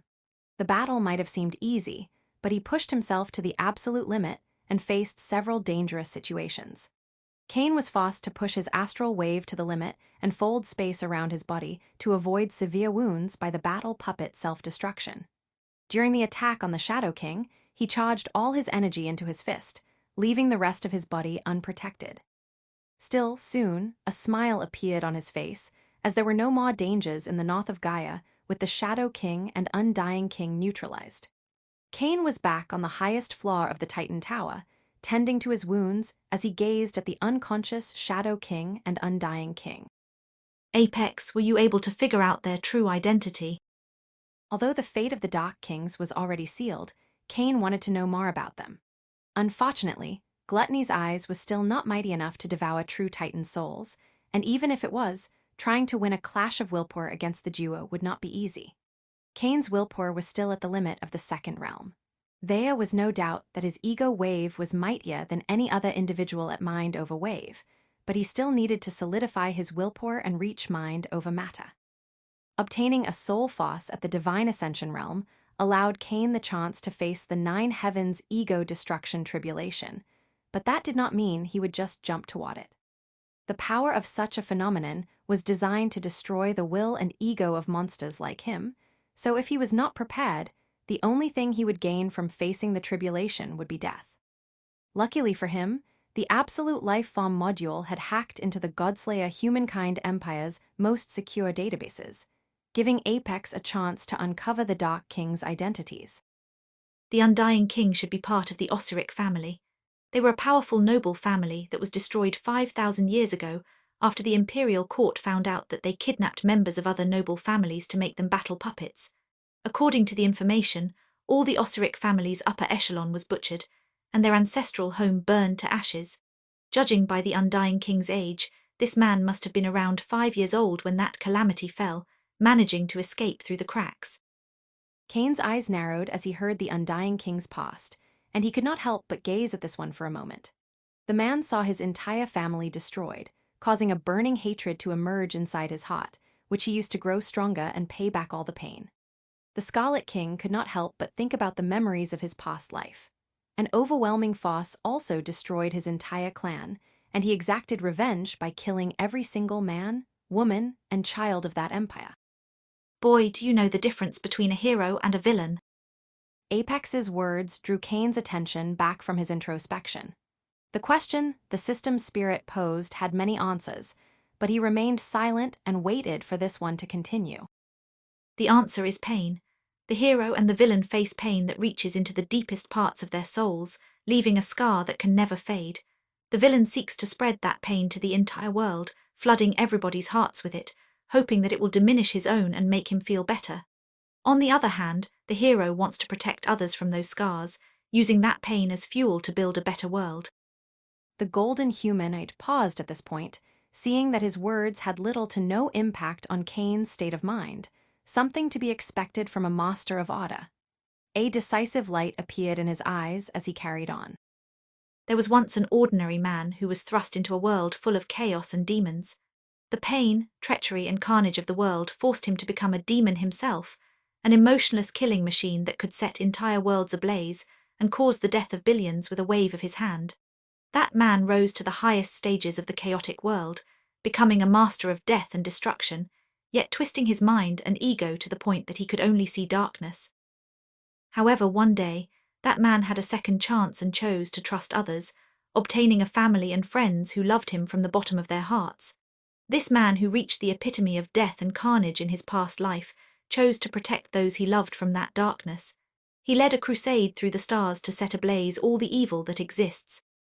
As Kane heard those words, he could not help but frown, since what Apex described was a life whose purpose was to grow stronger in the name of others, a view of the world that did not fit the mentality of a master of order, an entity that saw himself as the core of the universe. All sorts of questions appeared in Kane's mind, as this was the first time that Apex described anything related to the system's origins. Was that man the creator of the Absolute Life Form system? Kane could not help but ask that question. The Absolute Life Form system was his greatest weapon, but also his greatest enigma, and he wanted to understand its nature and origin more than anything else in the world. However, as he grew stronger and understood more about cultivation, the more Kane understood just how incredible the Absolute Life Form system was and how weak he was in its presence. The golden humanoid in the deepest part of Kane's soul, smiled as he heard the question. Thank you for listening to the Age of Chaos audio story. Pixie FM grows with listeners like you. Support the series by sharing it and join our Telegram for the latest updates. Episode number 717, Tia I Rebirth Mark. Maybe you could ask him if you two ever meet. Although, let me tell you that with your current talent and achievements, he might not even glance in your direction. Kane's eyes widened. He noticed the mocking tone in Apex's voice, but he was also sure that this one was not exaggerating. Even if his talent was the highest among Ether's trillions of life forms, it was still not enough. Okay, let's not waste more time. The woman's identity is simpler. She is a whore. Kane's face twitched as he heard Apex's words. The atmosphere was solemn a second ago, but all that broke instantly. Although he still had many questions, It was clear that the system spirit would not give him any answers, so he did not bother to ask. What do you mean by whore? What you would expect. The Shadow King's name was Veronica, and she was once part of Anger Egon's harem. The woman was very good at seduction and ambitious. She slept with many men and played with their feelings, allowing her to steal some of the core techniques and resources of the Egon family. They found out and hunted her down. According to the report, she perished, but it seemed she was able to fake her death. Oh, I see. Cain nodded and immediately lost interest in the Shadow King. The woman's story did not interest him in the slightest, and he would dispose of her without hesitation. As for informing Anger about it, there was no reason to burden the man with that information, and it was better if he kept thinking this woman had perished long ago. After a moment, a decisive light appeared in Cain's eyes as he vanished with the two Dark Kings, appearing inside the Samsara Arsenal module's first layer. Cain walked into the Samsara sacrificial ground with the two Dark Kings, soon reaching the Samsara flame. With a wave of his hand, he made the Soul King appear, and the next second threw the trio into the bright purple flame. The Soul King was in a comatose state, so he made no sound. However, the Undying King and Shadow King woke up as agony appeared in their eyes. However, it did not last long, as the bright purple fire consumed the trio in less than a second. A sharp light appeared in Cain's eyes as he saw how the Samsara flame consumed the three Dark Kings and how pink-purple mist emerged from it, filling the surroundings. However, his focus reached the extreme as he saw how a bright purple energy rose into the ceiling of the sacrificial ground. So that is fortune. Cain adopted a solemn expression as he saw how over 80% of the bright purple energy coalesced into a golden foss before transforming into an ethereal, luminous orb. Before Cain could even try to comprehend the orb's nature, the rest of the bright purple energy flashed into his right hand, fusing into the purple halo. A searing pain affected Cain as the bright purple halo on his right hand grew broader, and soon, more lines began to form inside. The pain almost made him want to sever his right arm, but he just clenched his teeth and endured. It lasted over 10 minutes before it finally ended, leaving Cain's entire body soaked in a cold sweat. After a moment and regaining control over his breathing, Cain turned his eyes to the back of his palm, and a sense of shock and awe assaulted him. What was before a simple thin halo became a pentagram made of interlocking lines, creating a star shape with a circle around it. Surrounding the pentagram were multiple bands containing a variety of runic symbols that Cain could not comprehend, as the laws and cosmic forces they embodied were simply too high for him. The most striking part of the pentagram was the detailed eye symbol with concentric circles within the central pentagon of the star. When Cain focused on it, he could not help but feel it looked back. Congratulations, you have accumulated enough merit to obtain the Tier I Rebirth mark. You can now burn 25% of your life force without permanent repercussions. It will heal over time, or you can speed it up using treasures. Continue the hard work to unlock the complete Rebirth Knight runic set. The more precious the sacrifice, the better. I also like evil things, so make sure to bring me sinful entities. Cain turned to the Samsara flame with shock as he heard a voice from it. The message seemed to be pre-programmed, but even then, it could not diminish the might and majesty of the voice. Ha ha ha, well done, brat. See, I told you it was better to wait. By making the trio your first sacrifice, you obtained a Tier I Rebirth mark. Apex's voice echoed inside Cain's mind, and although he was full of questions, he was also ecstatic. Even for someone like Cain, who had overwhelming vitality and regeneration abilities like Radiance of Life, Life Force was something he was cautious about consuming, especially as his flesh and blood became stronger. Cain doubted there were treasures in ether that could heal the damage to his life force due to his overwhelming vitality and constitution, but this rebirth mark was capable of doing so. Although it was only 25%, it was already an immense help in terms of battle power and survival. As Cain gazed at the rune, he could not help but speculate the power the higher tier would carry, and he could not even imagine what abilities the Rebirth Knight runic set could unleash. After overcoming the shock of the mighty rune that was now on his hand, he turned his gaze to the luminous orb that still floated in the ceiling. Cain brought it to him with a wave of his hand, and his eyes narrowed as he focused on this one. I assume this is the gift that consumed 80% of the fortune. Thank you for listening to the Age of Chaos audio story. Pixie FM grows with listeners like you. Support the series by sharing it and join our Telegram for the latest updates. Episode number 718, Spacetime Eye. Kane stared at the orb for a few seconds before sending his ego wave into it. However, as soon as his red force field touched the orb, he immediately tried to pull it back, since the luminous orb began to consume its energy like a ravenous beast. If before the infusion of merit made Kane feel his hand was set ablaze, now he felt his mind split in half due to the luminous orb draining his ego wave. It was an excruciating feeling, and the worst part was that it neutralized him, making it impossible to fight back. Luckily for Kane, it lasted only a few seconds, and just as he was regaining his focus, the luminous orb flashed toward his forehead, piercing into his skull. Kane could not help but show terror on his face as he felt the luminous orb piercing his skull and unleashing trillions of microscopic tendrils that connected to his brain. Just as he prepared to take drastic measures, the pain faded, and a wave of confusion assaulted him since now he was seeing from 3 different angles. With a wave of his hand, Kane conjured a piece of reflective ice. He saw that he now had a 3rd vertical eye on his forehead. Half of it was sky blue, and the other was bright silver, and they were in constant motion. Congratulations on obtaining the Tier 0 gift, the Spacetime Eye. It is the treasure of the supernova race, offering you insight into the fabric of reality itself and the ability to manipulate the very threads of spacetime. Once again, that majestic voice echoed from inside the Samsara flame, revealing the treasure's nature and power. Immediately, a sense of delight appeared on Kane's face as the Spacetime Eye was exactly what he needed. His training as a primordial exponentially improved his mastery of the elemental laws. Yet, Kane lagged in the law of space since he had no treasure or bloodline related to this power. Yet, now that was solved.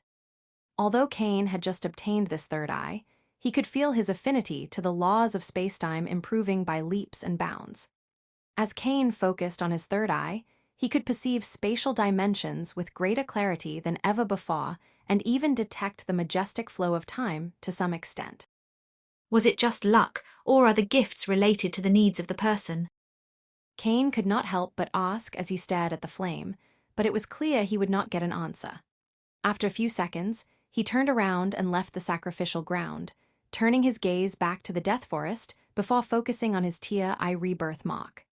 Sacrifices are not the only way to obtain merit, since you can also receive it by defeating soul automatons. However, the second path was much more time-consuming, and if Kane's calculations were correct, he would have needed to fight for over 2 years before gaining enough merit to farm his Tier I rebirth mark. The Death Forest was a training ground and a path for those who could not amass sacrifices. It took a lot of time, but it was better than nothing. Kane smiled as he clenched his fist, and the Spacetime Eye began to glow as he flashed into the Death Forest. He was not aiming for merit, but wanted to test just how strong he had become now that his ability to wield the power of the law of space had grown exponentially. Boom. Boom. Boom. Boom. Explosions echoed above the Tier 4 battlefield of the Death Forest as Kane faced 4 soul automatons with the might of true titans and another 12 with the strength of peak divine ascension masters. Kane smiled as he dodged the blow of a soul automaton before sending it flying away with a flaming kick. The next second, he raised his left hand, freezing a fireball about to land on his face.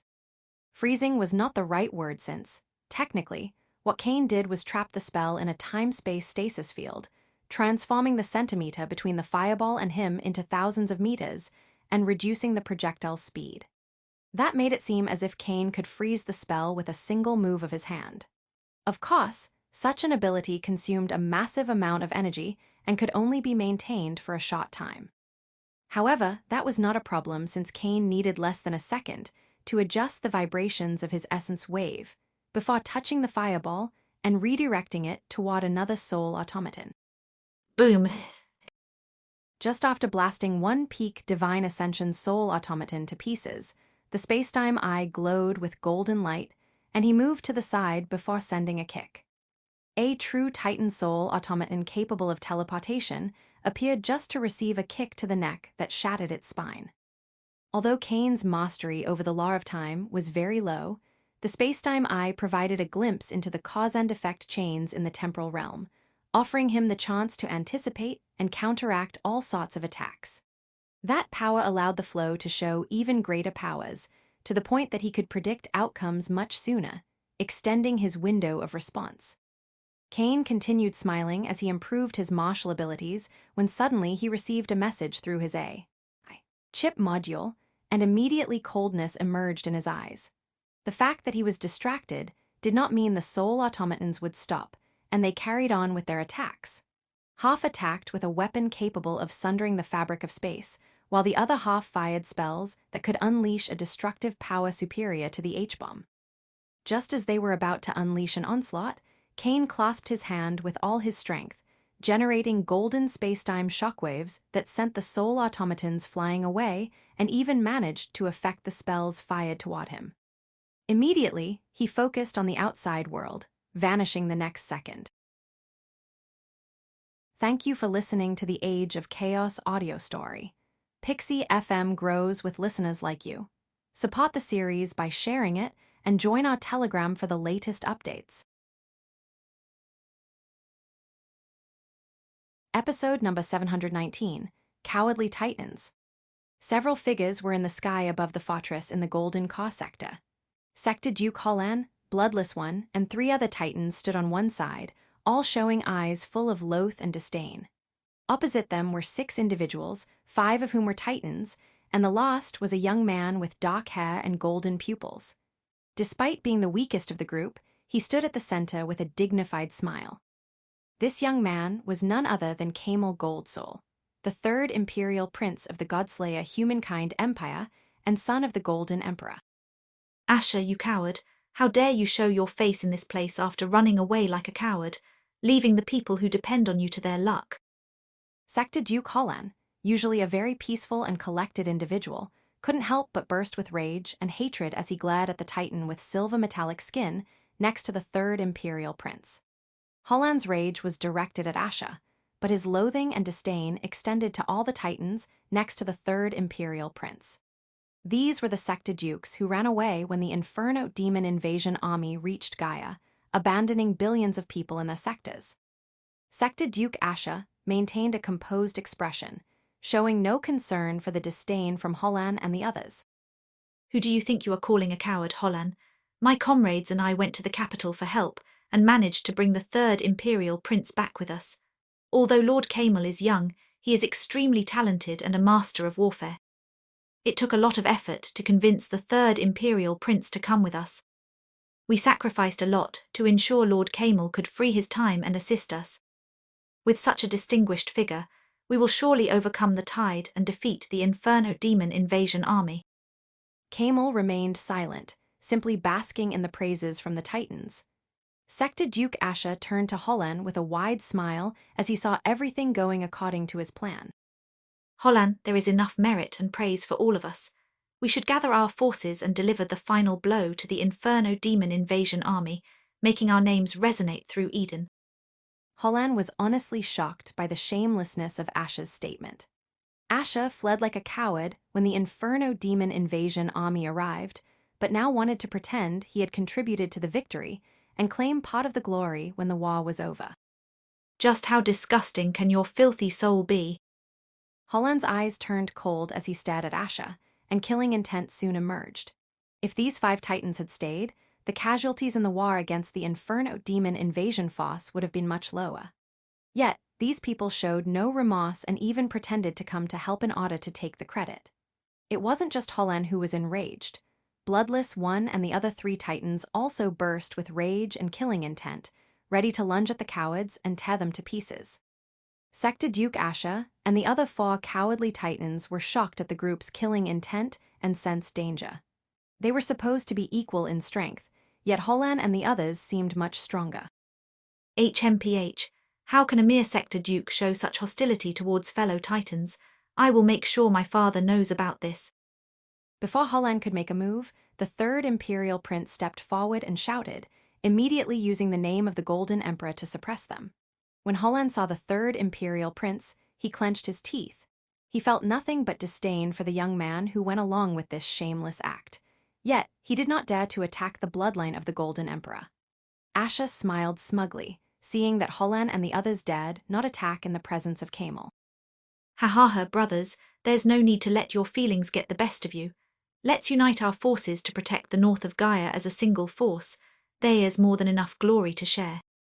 The moment Asha finished his sentence, the world began to tremble, and a monstrous killing intent flooded the sky and earth. Hollan, Bloodless One, and the members of the collapsing Lightning Alliance only felt a powerful aura.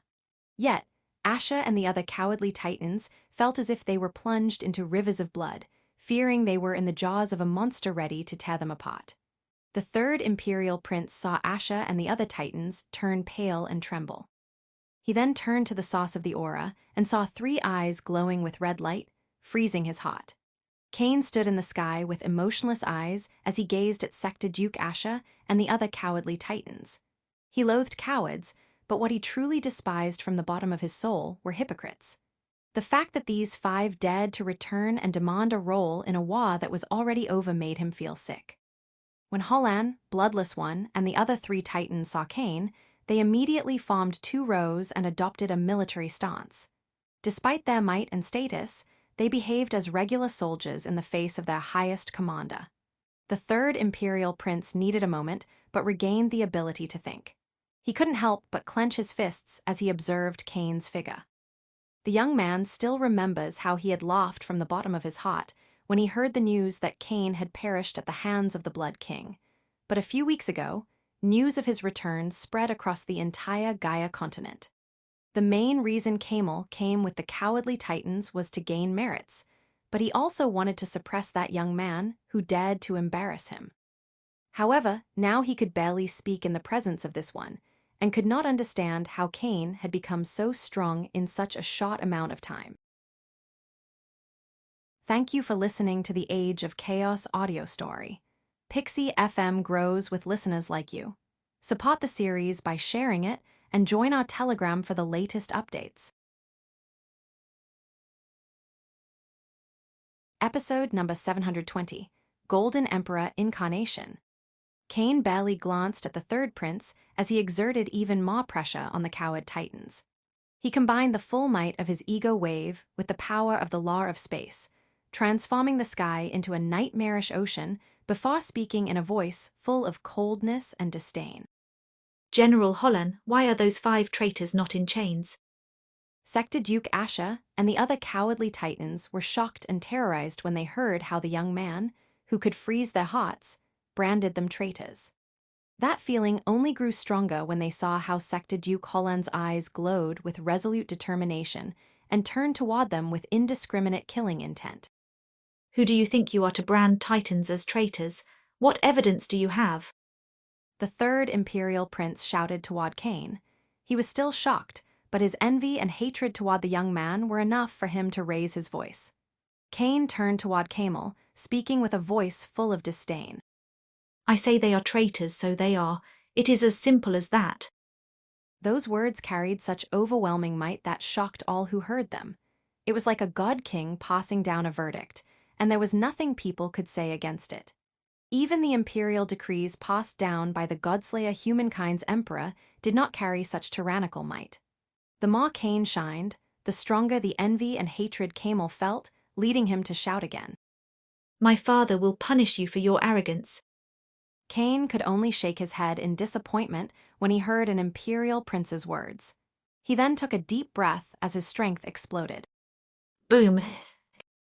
Boom. Boom. Boom. Boom. Camel's eyes widened as he heard 5 explosions echo around him, only to witness how Sector Duke Asha and the other 4 cowardly titans were blasted away. Less than a second later, Cain appeared before the third Imperial Prince. Before the prince could even react, Cain grabbed his neck. Camel felt his neck would shatter at any moment due to the crushing pressure of Cain's grip, and he could not breathe, much less speak. Although the third Imperial Prince struggled like a fish out of water and scratched Cain's arm, he was only an apotheosis master and could not break free with such little power. You have extremely powerful bloodlines running through your veins, and a background normal people could not even dream of obtaining. Yet you waste those gifts, performing shameful schemes like this one that would embarrass even the lowest of life forms. Cain could only sigh as he saw how Camel did not even listen to his words and just kept struggling to break free, having completely lost control over his body.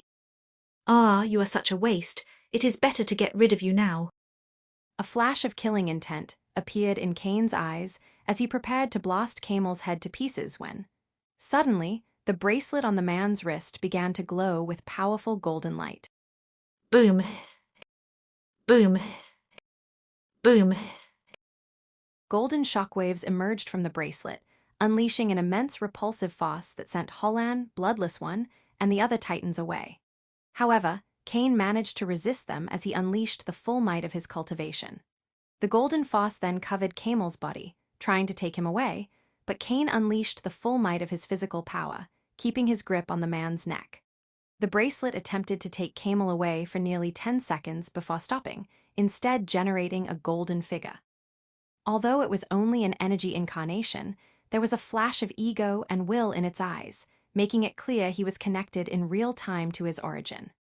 Hollan, Bloodless One, and the other Titans were shocked to see the golden figure. Although his appearance was blurry, there was no doubt in the group that it was none other than the Golden Emperor. The group's first instinct was to kneel in the presence of the Golden Emperor's incarnation, but they could not help but glance at each other as they understood against whom the incarnation was clashing.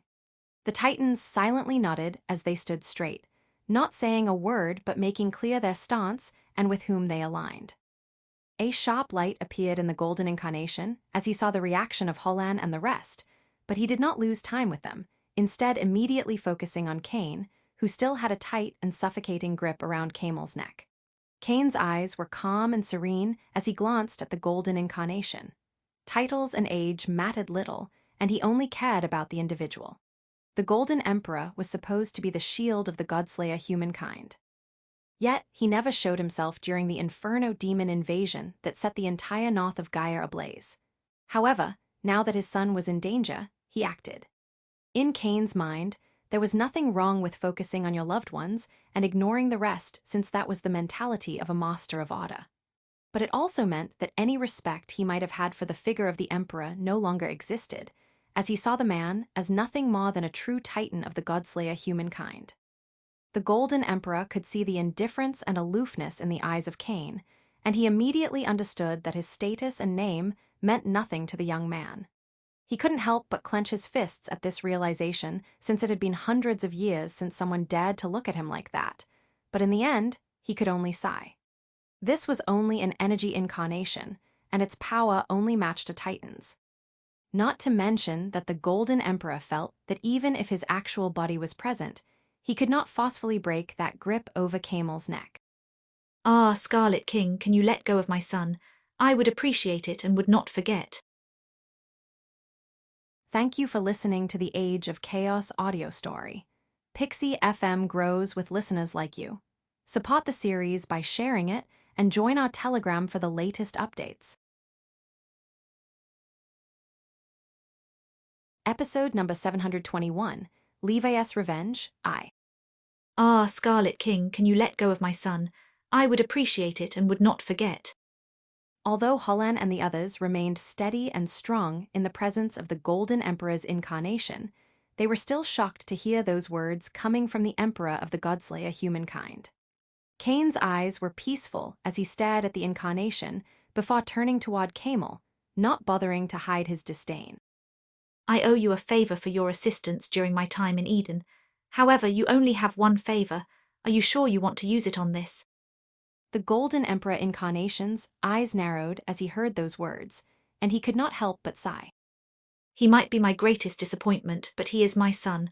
I love him and don't want him to die. Cain stared briefly at the Golden Emperor incarnation before releasing Camel's neck, allowing the man to breathe again.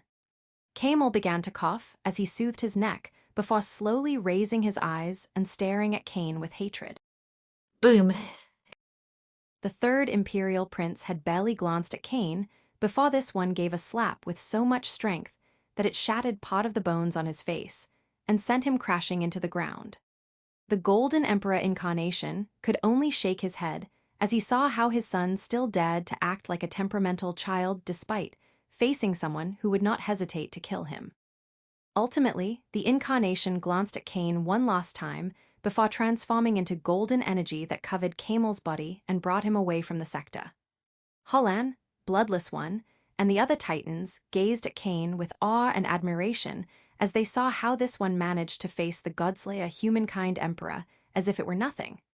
The only reason he did not kill Camel was to repay the favor. Hundreds of thousands of soldiers remained in the fortress, and all they saw was how the Golden Emperor, the man who was supposed to be at the zenith of the Godslayer humankind, could only lower his head in the face of the Scarlet King. Cain could feel the hundreds of thousands of eyes focusing on him with devotion, but did not lose focus and turned toward Hollan.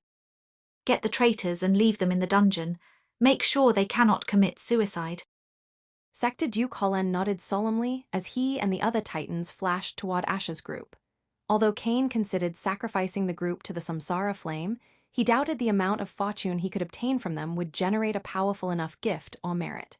Besides, he might have better uses for them in the future.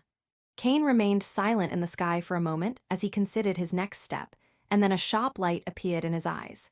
It is time. Without hesitation, Cain sent a message to the collapsing lightning duke and first collapsing lightning pillar, and the duo responded immediately. We are finishing with fortifying the border of the demilitarized zone. We will rally the forces and arrive in the Golden Core sector in 45 minutes. Cain nodded before vanishing from the sky and returning to the Titan Tower. Just as he was about to enter the Samsara module's first layer, a message reached his AI chip module. Oh, it has been a while. The person who spoke to Cain was someone he knew very well, and with a wave of his hand, the teleportation matrix on the floor glowed as a figure appeared. The one that appeared was a young man with black hair, fiery red eyes, and a muscular body. It was none other than Levi, one of Cain's first comrades and friends. Levi stared at Cain with a complicated expression as he did not know how to refer to this one. The last time they saw each other, there was a difference in their power, but it was not so much as considering themselves in different leagues. But now Cain had risen to the point of standing above Titans and threatening an imperial child's life in the presence of the Golden Emperor. Cain saw the conflict in the eyes of the young man and just smiled as he walked forward and patted the shoulder of this one. I am just me. They were simple words, but erased the tense atmosphere, allowing Levi to look at Cain as he did when they battled together. He smiled as he patted back, and the duo looked at each other before nodding. So what brings you here? Although I would like to catch up, I will be leaving soon. Levi adopted a solemn expression as he heard those words, and stared at Cain for a moment before speaking again. You are going to Eden, right? To exact revenge on the Azure royal family. Cain did not bother to hide it and nodded.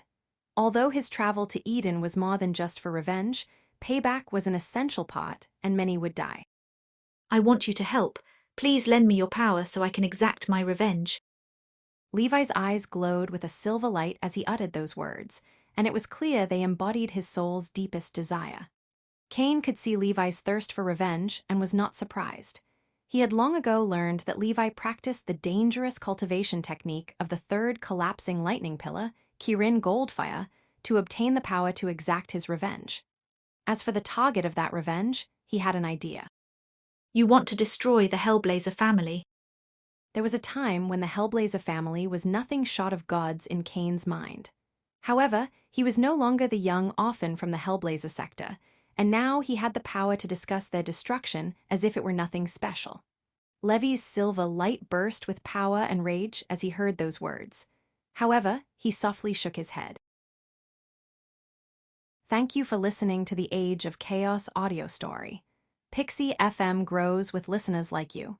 Support the series by sharing it and join our Telegram for the latest updates. Episode number 722, Levi's Revenge, Although my time in the Hellblazer family was tough, and I loathe lots of people in it, it doesn't go so far as to blind me and want to kill all of them. There is only one person I need to kill, my father, Caleb Hellblazer. Cain's eyes narrowed as he heard that. Caleb Hellblazer was a member of the Hellblazer family with average talent, who preferred to spend his time relaxing with women and partying rather than cultivating. Still, he was a core figure in the family as he was the eldest son of Duke Hellblazer. Normally, a direct descendant of a Sector Duke would have a high status, but while Levi's father was Duke Hellblazer's son, his mother's identity was clearly not so special. Although Cain never asked, he could see by the way Levi reacted against scions who abused commoners that his mother must have been a normal person. Levi did not say anything else after that and remained silent.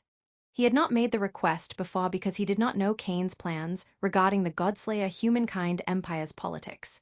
Yet, since Cain did not care about the Golden Emperor, he would not fear offending a Sector Duke. I can kill Caleb Hellblazer if that is what you want. Cain's voice was calm, and he showed no emotions. He did not know Caleb Hellblazer, nor did he have a bad or good impression of him, but since his friend wanted to kill him, then that man would die. However, things were not so simple as Levi immediately shook his head. I know that would be easier, but I cannot accept it. I understand it might be stupid and foolish, but I need to be the one that kills that man. My power is rising higher, and I might not need much to surpass my father, but during the war I was close to death more times than I could count, so I cannot simply wait since who knows if I will be alive next year. Levi clenched his fists as the silver light in his eyes grew more and more powerful. The desire to exact revenge had nearly become an obsession by this point, and if he wanted to fully get rid of it and rise higher, he would need to do it himself. Cain could not help but frown as he heard that. Killing Caleb was easy, and he could even make it look like an accident, but securing a chance for Levi to do it was much more complicated. You are a middle wave king, and according to the last report I have access to, that man is a peak flesh capability apotheosis master. Even if Caleb's battle power and martial skill are mediocre, your chances of victory are minimal. Levi was talented and hardworking, having developed a battle power that could stretch into the bottom of the apotheosis realm, but that was it. The young man knew the fight with Caleb would not be easy, but the silver light in his eyes kept strong. Cain could see the determination in Levi's eyes. After a moment, he shrugged his shoulders and made a flame with 21 colors appear. This will help you improve your talent and foundation.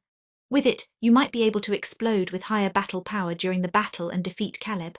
However, I warn you, since your willpower is still at the first realm, your chances of surviving the process are not that high. Levi's eyes glowed with excitement as he saw that flame. He had already heard about them from the commanders, as it was supposed to trigger the oceans of world energy that he had seen flooding into the Titan Tower dozens of times. He did not doubt there was immense danger associated with such heavenly powers, but his eyes were resolute. After all, he was already prepared to burn his life in the battle against Caleb, and with this, he might have a chance to come out not only victorious, but also alive and well. Cain only smiled as he expected that answer. It was true that the 21 revolution refinement would be dangerous, since Levi's will was too weak to mobilize the waves of world energy, and all the weight would rely on him. However, in the worst case, he would simply use the system. Without wasting time, Cain conjured a cocoon of ego wave around Levi's body before unleashing the 21 revolution flame on the young man. The multicolored flame covered Levi's body inside and out, triggering a 21 revolution refinement. Levi's eyes widened as he saw giant waves of world energy flooding into his body, and for a second, he felt he would explode. Luckily, the world energy soon revolved around his flesh and energy pools. He did not remain still, and although he could not help much, he pushed his willpower to the limit to mobilize the world energy. Cain's eyes glowed with a powerful red light as he pushed himself to the absolute limit to complete the 21 revolution refinement. It took several hours and a lot of effort, but he succeeded without using the system, saving millions of destiny Foss. Cain smiled as he turned to Levi and saw how this one remained in a meditative stance even after the tribulation enhancement was completed. It was easy to see that the young man had reached enlightenment, which was great news as it would allow him to grow stronger much faster. Not wanting to break it, Cain kept the cocoon around Levi, isolating it from the outside world before teleporting into the sky. He immediately saw thousands of people waiting for him. The collapsing lightning duke, first collapsing lightning pillar, bloodless one, and many other divine ascension masters were present, accompanied by 500 apotheosis masters and 5,000 wave kings. The soldiers were divided into 3 groups, each standing on a star cruiser. Rising above the ships was the 81 Deus Behemoth Heaven Suppression Formation. Thank you for listening to the Age of Chaos audio story. Pixie FM grows with listeners like you. Support the series by sharing it and join our Telegram for the latest updates. Episode number 723, Scarlet Alliance. Cain nodded as he surveyed the fosse. His power was immense and could eliminate anyone who stood in his way, but ruling required more than brute force. To ensure Gaia's safety, he needed loyal individuals to execute his orders, serving as his agents across the sectors. That was why he chose to travel through the star cruises instead of by his own power, as he would not be marching alone. The 81 Deus Behemoth Heaven Suppression Formation didn't appear in the last clash against the Inferno Demon Invasion Army, and the Blood King because its fuel had run out during the weeks Cain was overcoming the Bone Calamity. Moreover, its power could barely affect true titans and true gods, much less a deprivator of blood. The Black Pyramid reserves of supreme wave crystals had been replenished and would last for 2 hours. Although brief, it was sufficient for what Cain needed. With many targets to eliminate, some might use cannon fodder to obstruct his path. Instead of slaughtering millions of soldiers blinded by notions of duty and honor, he would use the formation to neutralize them and focus on those truly deserving of his wrath. I apologize for the delay. Everyone board your respective star cruisers. We are leaving. The collapsing lightning duke, first collapsing lightning pillar, bloodless one, and the rest of the soldiers clasped their hands and bowed toward Cain before flashing into the ship. Shortly after, Sector Duke Holland appeared in the sky and bowed toward Cain. You summoned me, my lord. You are now the Scarlet Alliance's guardian of the North. Titles matter due to the prestige of the one who grants them, so receiving a title directly from the Scarlet King shocked Sector Duke Holland, who immediately knelt and bowed. I will do my utmost to repay this great honor. I will not fail the Scarlet Alliance or you, my lord. Cain allowed the man's dedication, recognizing the importance of ritual and ceremony in maintaining order. Although Holland was not the strongest titan in the collapsing Lightning Alliance, his bravery, decisiveness, and respect from all made him an excellent choice. His sharp mind and expertise in logistics and warfare more than qualified him for this role. I will connect your AI chip directly to mine. As long as we are on the same continent, you will have access to a true artificial intelligence capable of performing 1 quadrillion operations per second. Its main uses are logistic and information gathering, but feel free to utilize it as you see fit. Holland's eyes widened as he heard those words and saw a new module appear in his AI chip. He glanced at it for a moment, and its capabilities were above even the mightiest computers of the Goldsay humankind empire. Although Cain could shift the logistics burden to the absolute life form system and Apex, that was no longer feasible for 2 reasons. First of all, now that the AI chip module evolved, it gained computational abilities above those of a Divine Ascension Master, meaning he could once again use virtual sight to predict the enemy's movement. That tool, fused with the flow and the temporal power of the spacetime eye, would push Cain's counter abilities to the next level. However, that required most of the AI chip module's computation abilities. He only granted Holland access to 10%, leaving the rest for his purposes. Secondly, if Cain was going to build a fosse, it needed to be one that could grow independently and not depend on him for everything. The cities are rebuilt and secure. You are now responsible for bringing the civilian refugees back to their homes. Ensure they are well established and distribute the resources we confiscated from the cowardly titans among them. You are also tasked with establishing a new merit and credit system unique to the Scarlet Alliance. We will no longer use the Empire's credit system. Those who perished in the war will have their achievements and merits passed on to their next of kin. If they have none, distribute it among their squad.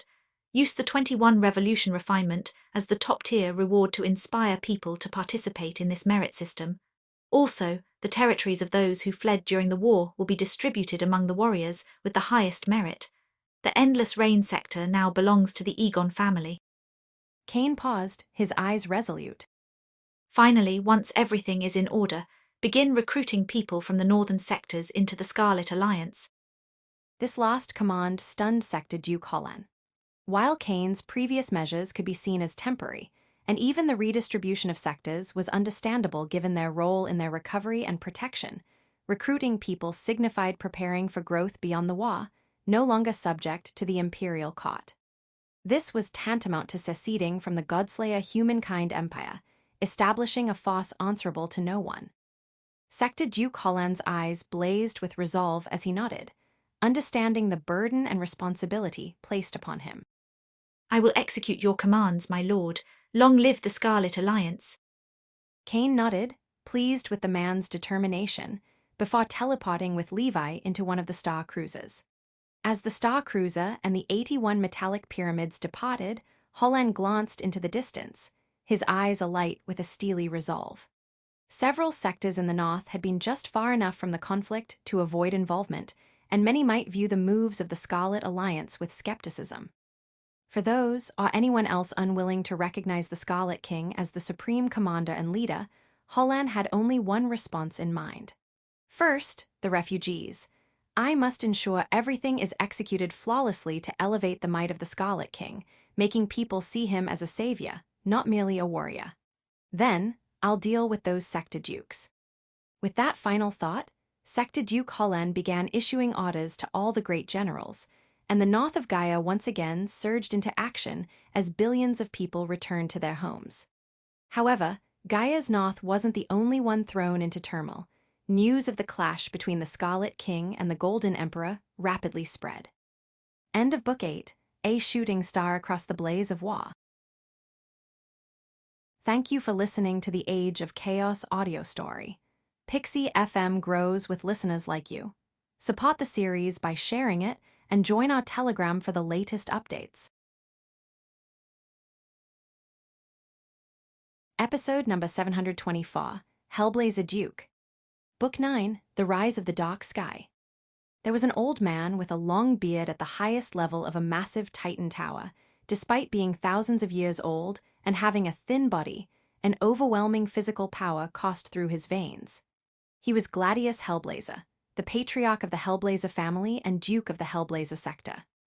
As a man at the peak of ether, with physical might and a background that very few in Gaia could surpass, very few things could disturb him.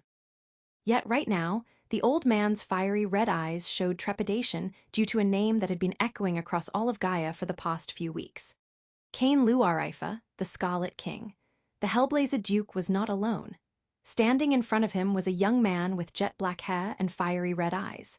That was none other than Magnus Hellblazer, the rising star of the Hellblazer family. That young man vanished years ago, yet he returned in a spectacular way to Gaia, saving the collapsing Lightning Alliance from a bloody defeat. From then on, he has been displaying abilities and powers that defy reason.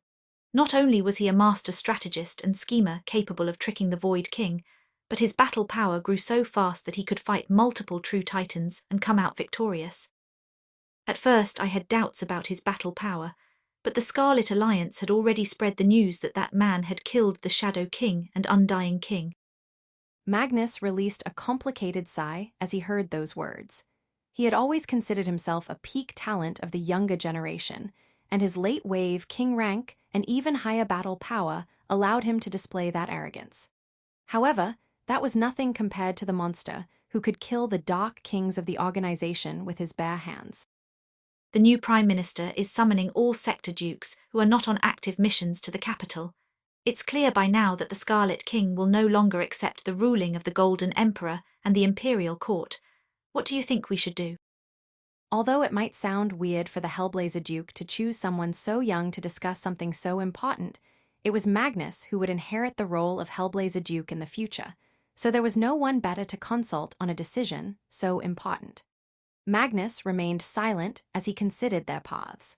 While they should answer the summoning of the Imperial Cot, it was clear that something strange was happening in Eden. After all, not only had they released erratic orders, but the Golden Emperor had not shown himself since the start of the Great Cataclysm. If we answered the summoning of the capital, it would be the same as throwing our weight with the Imperial Court and might clash with the Scarlet King. However, even if we do not do it and try to remain neutral, that doesn't mean the Scarlet King would not look down on us. Not to mention, we already have a complicated history. Gladius Hellblazer could not help but frown. The clash between your man and the Scarlet King in the Blade Mountains military expedition. Magnus immediately nodded. That's right. One of my men disobeyed my order and constantly antagonized the Scarlet King. I found out he was working for Second Brother. Although I took care of the two, that doesn't erase the animosity that might have arisen. Although Magnus just confessed to having killed one of his grandsons, Gladius showed no concerns. He had dozens of sons and hundreds of grandsons, many of whom he had never met for more than 5 minutes. For the Hellblazer Duke, only those who rise above the skulls of others had the right to stand before him, since that was how he was raised. You either kill and steal people's destiny, or others kill you and take it from you. However, the true problem does not lie with the Scarlet King, but with someone from our clan, Levi Hellblazer, my young half-brother. The Hellblazer Duke could not help but frown as he heard that. He had no recollection of a grandson by the name of Levi. Luckily, Magnus immediately explained everything. Levi was one of the bastard sons of my father. He forced himself into a young commoner and convinced Levi. As custom, once the pregnancy was discovered, the woman was brought into his harem. She was just a young wave warrior, and a few years after Levi was born, she died due to his abuse. Disdain and disgust appeared in Magnus' eyes as he recounted those details, and it was evident by the way he spoke the word father that he had no feelings for that man. Gladius frowned. He was aloof to the suffering of others, a common mentality among powerhouses, but even he could not help but feel distaste for such stupid and lascivious behavior. I once tried to contact that person after learning about his talent. If his loath was directed only to my father, I intended to raise him by my side as a shadow and give him my father's head in the future. Of course, if I detected that his loath was directed toward the entire Hellblazer family, I intended to kill him. However, the 9th collapsing lightning pillar, the Scarlet King's first master, frustrated my plans. After that, I just distanced myself and no longer bothered with his path, as he lacked the destiny to become an existential threat to our family. Yet, now that the Scarlet King has returned, Levi might use their friendship to guide the power of the Scarlet Alliance toward us. Once Magnus finished with his words, Gladius' frown deepened. The Scarlet King is now at the highest stage of ether, and his eyes must be aiming at the astral sea. Will he really care about a friendship born when he was so weak? Beep, beep, beep. Gladius had just finished his sentence when the alarms echoed across the Titan Tower. The next second, everything began to tremble, making the Duke think the sky was about to break. Despite being the youngest, Magnus was able to recover first, and a smile appeared on his face as he shook his head. It seems we have our answer. Thank you for listening to the Age of Chaos audio story. Pixie FM grows with listeners like you. Support the series by sharing it and join our Telegram for the latest updates. Episode number 725, 9 Void Suns. The Hellblazer Sacred City was a massive city with towering buildings and an even mightier Titan Tower that allowed the Hellblazer Duke to face true Titans. Due to this power, the city's skies had been impregnable to any foreign force for hundreds of years. It was the home of millions of people who saw the Hellblazer family as a divine force that no one would defy. Yet today, 3 massive star cruisers and 81 even greater metallic pyramids appeared in the sky, generating a shadow that covered the entire city. People looked up at the sky in confusion, unable to understand who would dare defy the might of the Hellblazer family. Suddenly, a figure rose from the central star cruiser, releasing his energy the next second, causing the sky to tremble and space itself to crack. It was a young man, yet his power enveloped the sky, eclipsing the star cruiser and even the 81 media pyramid, causing all those beneath the Divine Ascension realm to grow pale. Those with high enough cultivation could see he was a young man in a red robe with white hair and 3 eyes, each glowing with a red light that froze their hearts. Cain stared at the city before raising his index finger, and the next second, everyone saw a massive gold-and-silver sphere of flame, thousands of meters wide, appear. It was like witnessing an ocean of flame suppressed by the power of the space law. Before anyone could react or even speak a word, Cain moved his finger, allowing the gold-and-silver sphere of fire to descend into the Hellblazer sacred city. Gladius Hellblazer immediately appeared in the sky above the Titan Tower, shocked by the massive sphere of fire, before turning towards the Scarlet King. The young man did not say a word or make any demands. He just launched an attack that could reduce the city to ashes, killing everybody in it.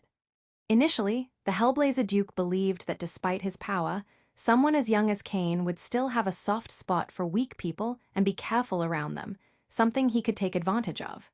That belief was shattered as he met Cain's gaze, which showed indifference as if he didn't care about collateral damage. There was a chance Cain was bluffing, but the sphere would land on the city in less than a second, killing everyone. Gladius had no choice but to push the Hellblazer Titan Tower to its limit. The Titan Tower began to glow, and soon, a fiery dome appeared over the city, just in time to shield it from the massive sphere of gold-and-silver fire. Rumbled. The fire shield immediately began to tremble as it resisted the gold-and-silver sphere's power, generating waves of fire that ignited the sky. Gladius Hellblazer's eyes were sharp and displayed absolute focus as he observed the Hellblazer shield resisting the gold-and-silver sphere's power. He wanted to use this information to better understand Cain's battle power.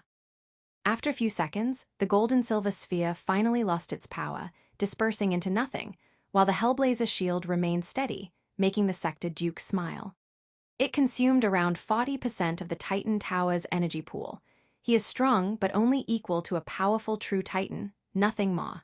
Those tales about his prowess must have been an exaggeration.